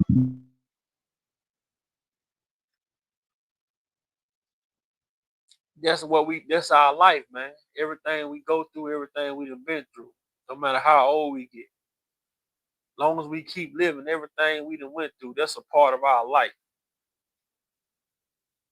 Shit you probably do when you have idle time on your hands. You might think about a random ass situation that you thought you was over with. You probably ain't thought about this shit in 20, 30 years. That shit hit your mind like, damn, I thought I was past that shit. That's life, man. That's life. And the reason for the reason for that, all it takes is a similar situation, some similar to spark that what you went through before. Anything that looks familiar, anything that resembles something that you've been through. The smallest trigger. The smallest trigger. Because it's you already got that shit is lying dormant. You know what I'm saying? They go dormant. But then all it takes is the little bit of the littlest thing. And that shit bring back everything you thought you. Now just imagine what this man going through. Put him in solitary confinement. Man, he grieving. He been grieving his mother's death since she passed away. Imagine that. That's torture, bro. That's torture within itself. You singing and you writing and you doing this music because this music is your medication to everything that you've been through. They take that away from you. They say we're gonna force you to have to deal with the shit that you've been through. We're gonna force you to have to deal with this. We're gonna force you to have to see this shit. That man ain't worried about these fucking women and the shit that these women are saying. That man got bigger problems that came way before the women ever even showed up in the goddamn picture.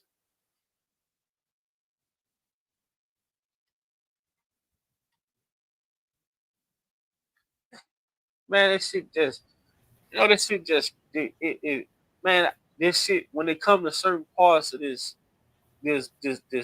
thing that we deal with, it's more personal to me because I just feel like a man shouldn't have to suffer like that, bro. Just because people feel as though he should. We ain't the judge and the jury. Yeah, because of their perception of what they think he did.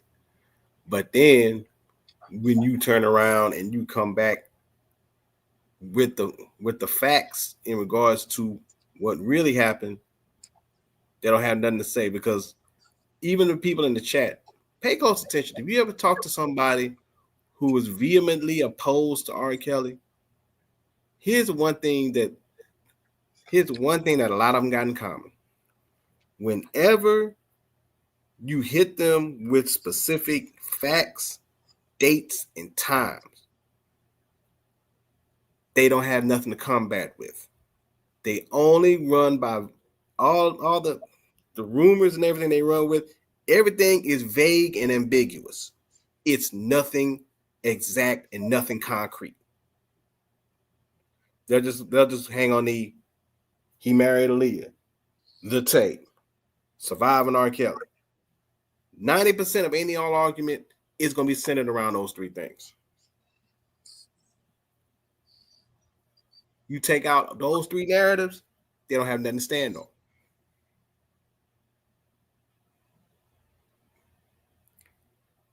And deep down, and whenever and especially if you hit them with a fact that they ain't never heard, they'll have that look like Scooby-Doo.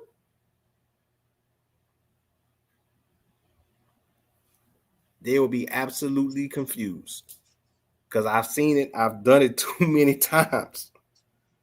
And I've seen it, it's a consistent, and it happens on a consistent level every time.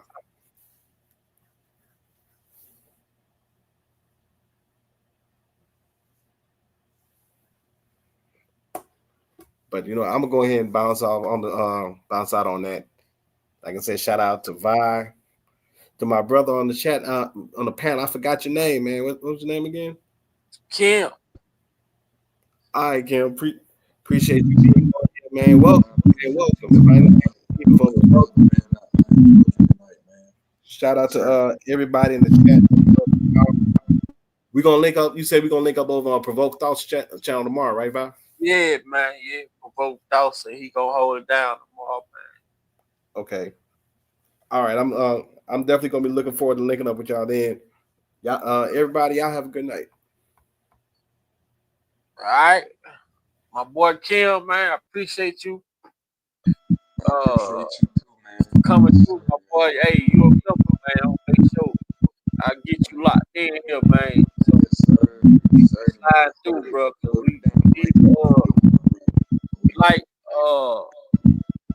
we like to have the fellas on, man. Who gonna come on and bring some insight. You know what I'm saying? I like that perspective you gave. You know what I'm saying? First-hand experience dealing with that system over there in the Carolinas, bro. So, you know what I'm saying? We gonna chop it up and hold it down. So, when my boy Derek put it together, I'm repost it and share the link and shit on my wall, on my community wall. So just be looking out for it. I'm gonna go back do this live and try to get you modded up, my boy. Yes, sir, man. Appreciate that, man. Keep up the good fight, my brother. Salute, man. Good to see you, my boy. All right, everybody in the chat, man. Peace and blessings. Thank y'all for coming over and joining the Big Vibe Opinion show tonight, man. I look forward to seeing y'all next time. With that being said, it's your boy, Big Vibe Opinion. Lil Mac, you got 72 hours, my boy. All right, man. God bless each and every one of y'all, man. Till next time, man. We out of this thing, bro. Woo, I've been on 3 hours, boy. I did myself.